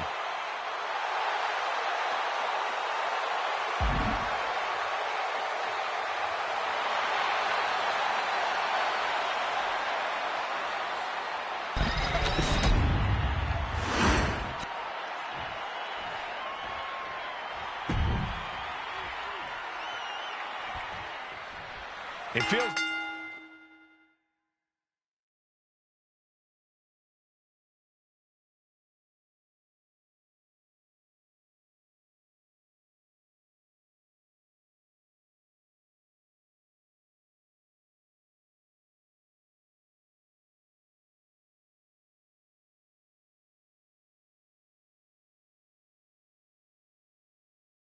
Like it all has led up to this. A chance to place yourself at the head of the table. The proving ground is right here, right now. It will be a gauntlet containing a member from every branch of the Bloodline family tree. The odds are almost insurmountable. The road is treacherous, but surviving it will bring you immortality. Producing a trampling. And we know there was turmoil in the family coming into this match, so much so they decided a gauntlet match was the only way to set the narrative straight. Let's call it what it is, Michael. The family wants to put this member in their place. Wants to bring them down a peg. To me, tonight reads more like punishment for having ambition. Climbing up those ropes now. Blast off! Whoa, look out! From ring post to ringside, risking it all paid off. Tama is really falling behind. Tama really has to show some more resistance. Oh, colliding with a barricade. Face first off the barricade. Delivered into the barricade. And the brunt of all that impact goes right to the head. And we know the lineup we are seeing tonight is exceptionally talented. Each one is capable of taking anybody to their breaking point. Yeah, but I think our prime challenger has a chip on their shoulder. As dangerous as this lineup looks, I do believe the most dangerous individual is the one who's taking them all on. Reigns with a Superman punch. Going to the top rope. What's his plan? From the top. Through the air. And connects. That was just incredible hang time. Was willing to take the high risk to the outside, and it paid off big time. Roman Reigns has just taken command. Reigns is picking up steam. Oh, barrage of elbows raining down. Kicks to the cranium of their opponent.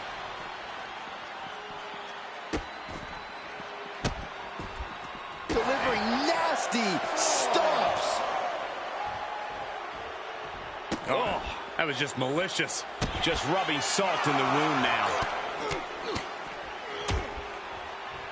And a stomp to the gut. Oh, my goodness. Just punishing their opponent. Tama isn't being given any room to recover. Tama might just be waiting for an opportune time. From way up. Look out below! Trying to do as much damage as humanly possible. But at what cost? Oh, stop right to the hand. Got him right where he wants him. Superman punch from Reigns. More attacks landing above the neck. Things have to be getting a little fuzzy here. Oh, man. Just caught flush. Stopping their opponent. Followed by a forearm smash. And his body is still the focus of the attack. From the top. Whoa, look out. From up top, right onto the target outside. That is kicking things into a whole new gear. That dodge can buy Thomas some time. Roman being the aggressor. Reigns is making an opportunity for himself. Ooh, sharp kick. What a suplex. He gets out of the way. Caught with a lariat. Got to get back in the ring to stay in the match.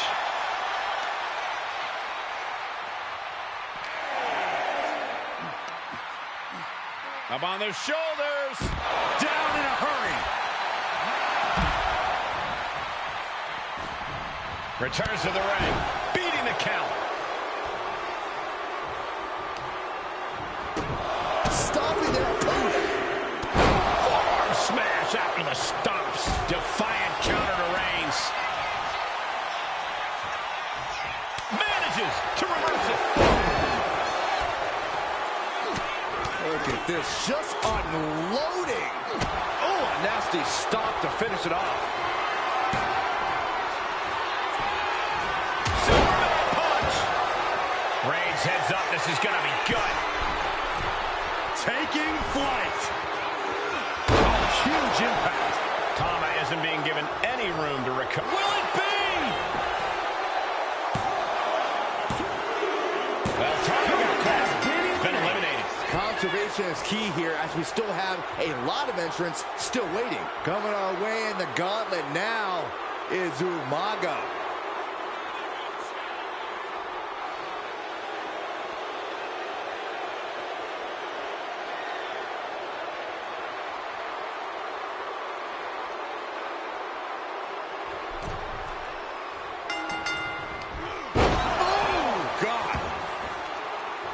And let's not lose the reason for this match, the right, no, the honor to have sole possession of the seat that stands at the head of the table.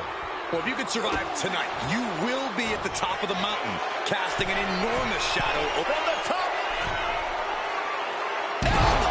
Did you guys feel the rumble from that impact? Isolating their opponent's arm and Oh, stop right to the hand. each of those boots seem to get heavier with each blow. Ah, what a smash. That is just insulting. Reigns just, here we go. Body on body. It's Umaga on the receiving end of some brutal offense there. Roman just solidifying his position at the top with that kind of offense. Just stomping every single part of his body. And as cruel as this match might seem, let's not forget, this is family. And right or wrong, however a family settles their disputes needs to be respected. But one can even ask if this is a fight to fix a family or a night to control an entire business. That's hard to say, but the Tribal Chief has acquired the target. This and Reigns got all of it.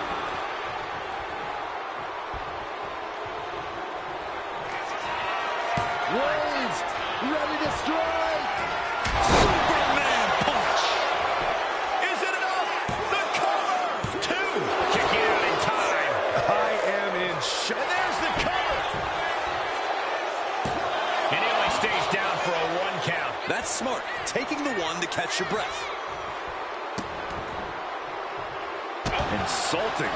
Momentum is running away from Umaga. Umaga has to find a way to turn things around. Ooh, stinging kick. Evades the attack. Into the cover. That's it for Umaga. He's been eliminated. I don't even know the entry pool at this point, but I know we got fights for days left in this one. Look who's entering the gauntlet. Jey Uso's ready to take this whole thing.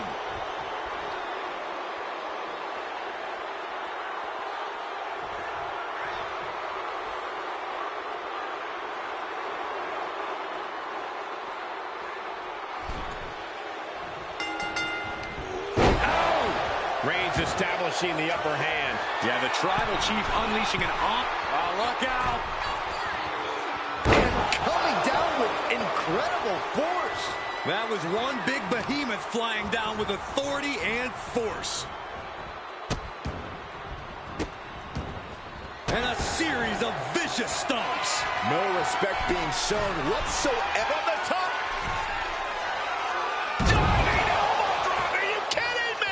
Completely flattened, and that should do it.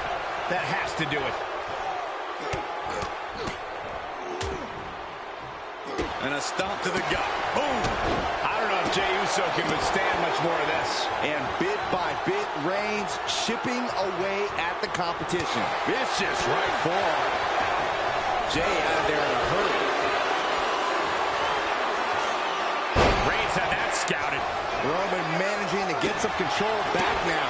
Reigns isn't allowing that burst of attacks to throw him off his game. Ooh, sharp kick. The Tribal Chief has acquired the target. Here it comes. Superman punch.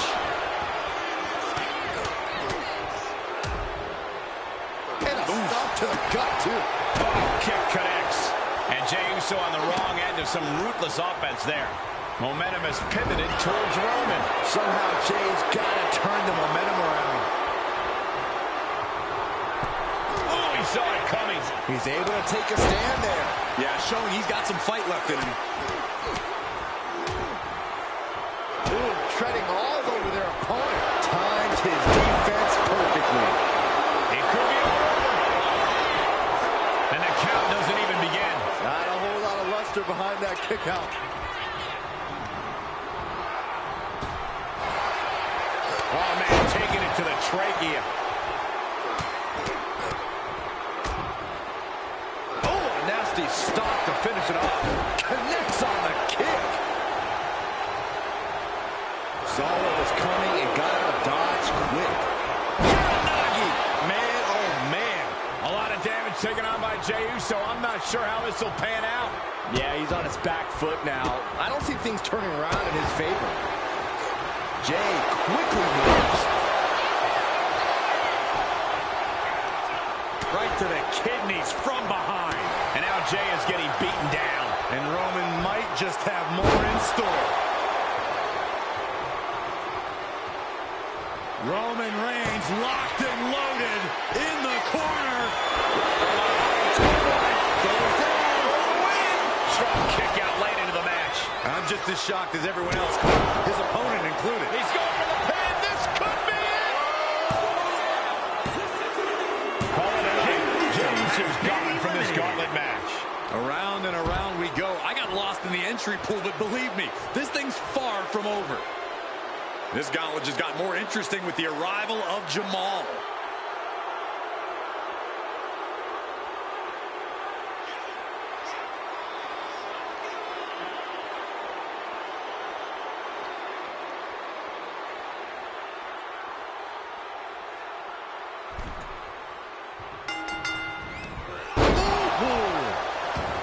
And Corey, there's more than family pride on the line tonight. Everyone in WWE is watching, wanting to know this challenge can be conquered. And think about the bragging rights. If you run through the gauntlet of one of the most prestigious families in all of wrestling, you will automatically be considered the toughest badass walk from the top. Big collision on the splash. It's like an SUV falling on you. And are you kidding me? From the top? Elbow. Taking a chance one more time and landing with incredible impact.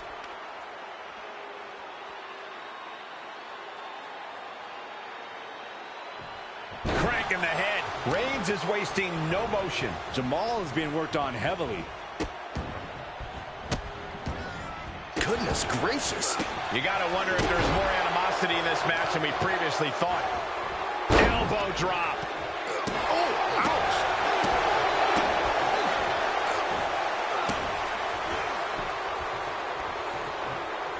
Step aside, avoiding damage. Reigns is getting set up. And here it comes. Superman punch. This could do it. And so Jamal is through in this gauntlet match. A long road ahead with 5 more entries still to go. Here we go with Rikishi next into the gauntlet.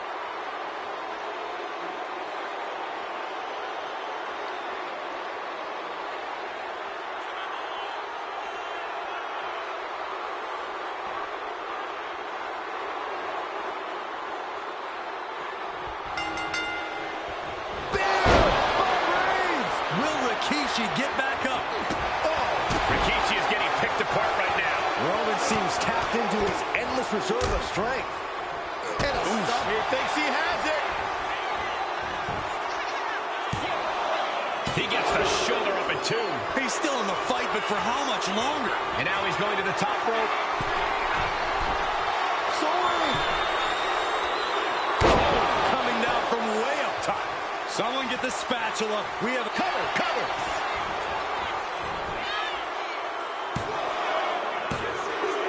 He's got one. Rikishi's not moving on in this gauntlet. That's an elimination, but this isn't the end of the road. We still have 4 more entrants to go. Now entering the gauntlet is Yokozuna, ready for action.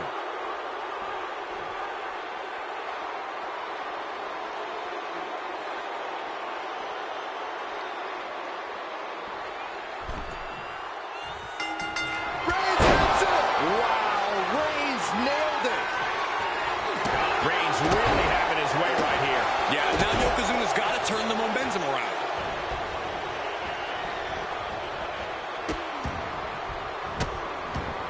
Oh, stop right to the hand.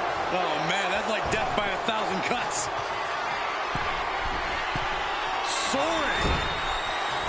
Oh, my gosh. Uh-oh. Elbow drop.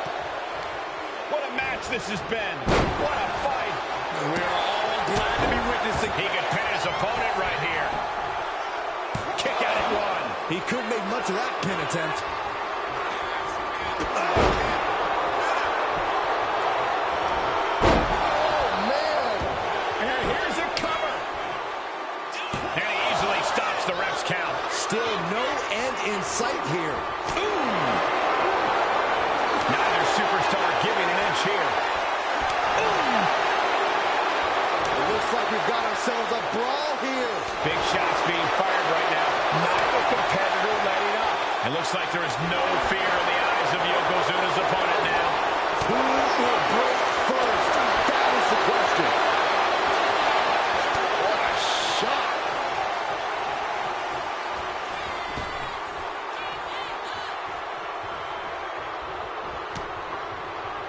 That hit connects from Roman Reigns. His shoulders are down. And a shoulder in the air. He's far from finished.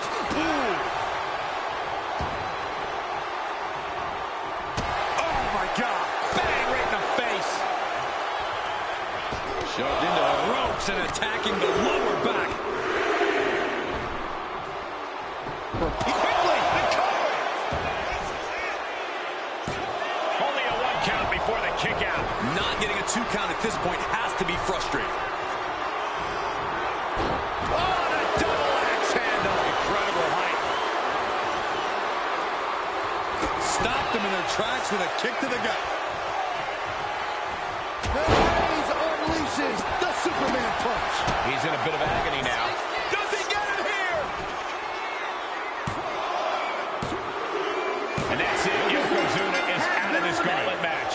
Out they go, but we still have 3 more superstars chomping at the bit to win this gauntlet match. Here we go. Solo Sikoa entering the gauntlet.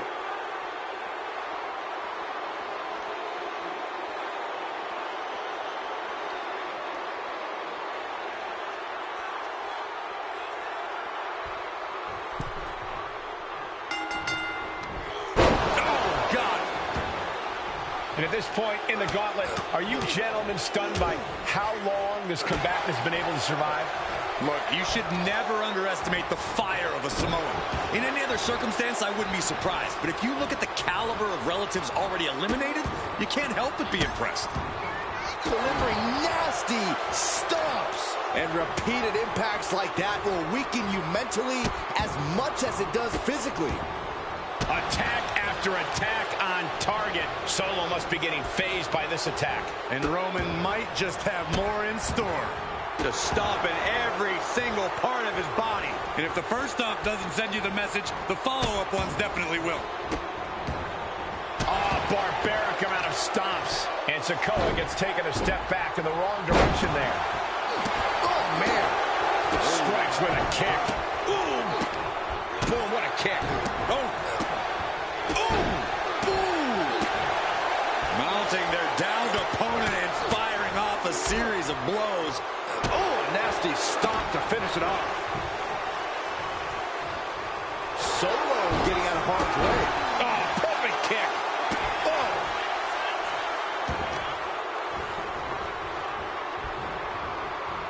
Oh, look at the torture their opponent. Oh, this isn't going to be good. Oh, man. What a boot. Oh.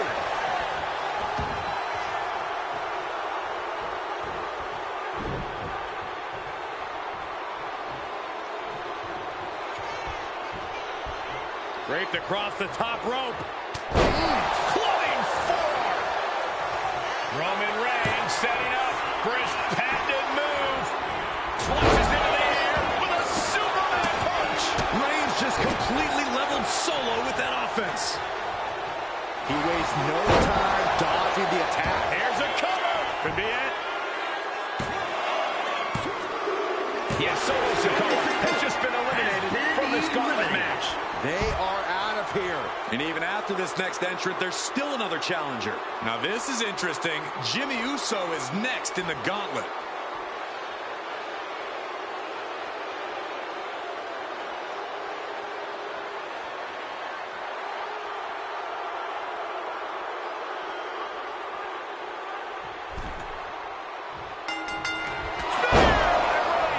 Does Jimmy have any fight left?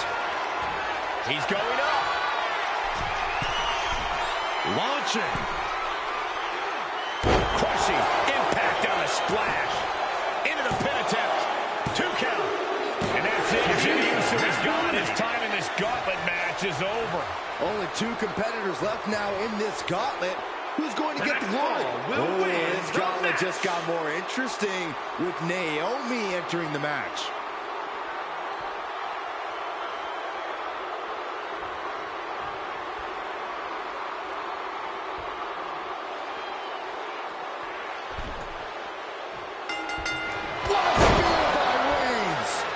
Coming back from Reigns after that. Cover. What a kick out at 2. Unbelievable resilience. Naomi staying alive here tonight. Roman has been denied. This is not something we're used to seeing, and by the looks of things, neither is Reigns. One final adversary stands in the way. The road has been tumultuous, but the finish line is in sight. Finish the job on your fellow brethren, and there will be no question as to who sits at the head of the table. And Naomi took a battering there. Yeah, Reigns brought the fight in a major way on that exchange. Crank in the head. Roman cannot be stopped here. Naomi needs to be resourceful in this situation. Oh, man, right to the esophagus.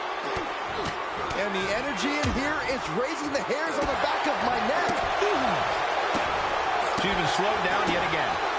You saw that coming. What a clothesline!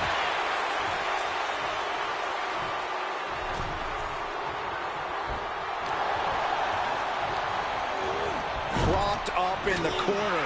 She counters it. Naomi managing to find some of that needed breathing room. She's able to turn things around, and she might be back in it.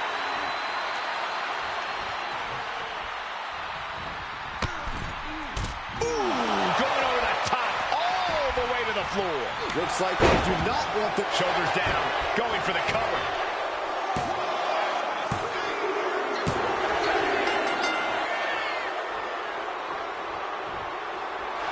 Roman Reigns picks up a strong victory.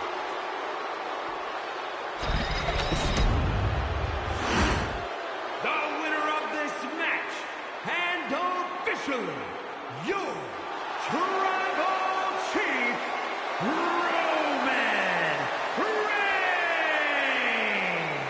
the battlefield was laid out. The gauntlet was fierce. Pain will live tomorrow. Scars will remain for life. But in this family, you will rule your own kin from a seat at the head of the table.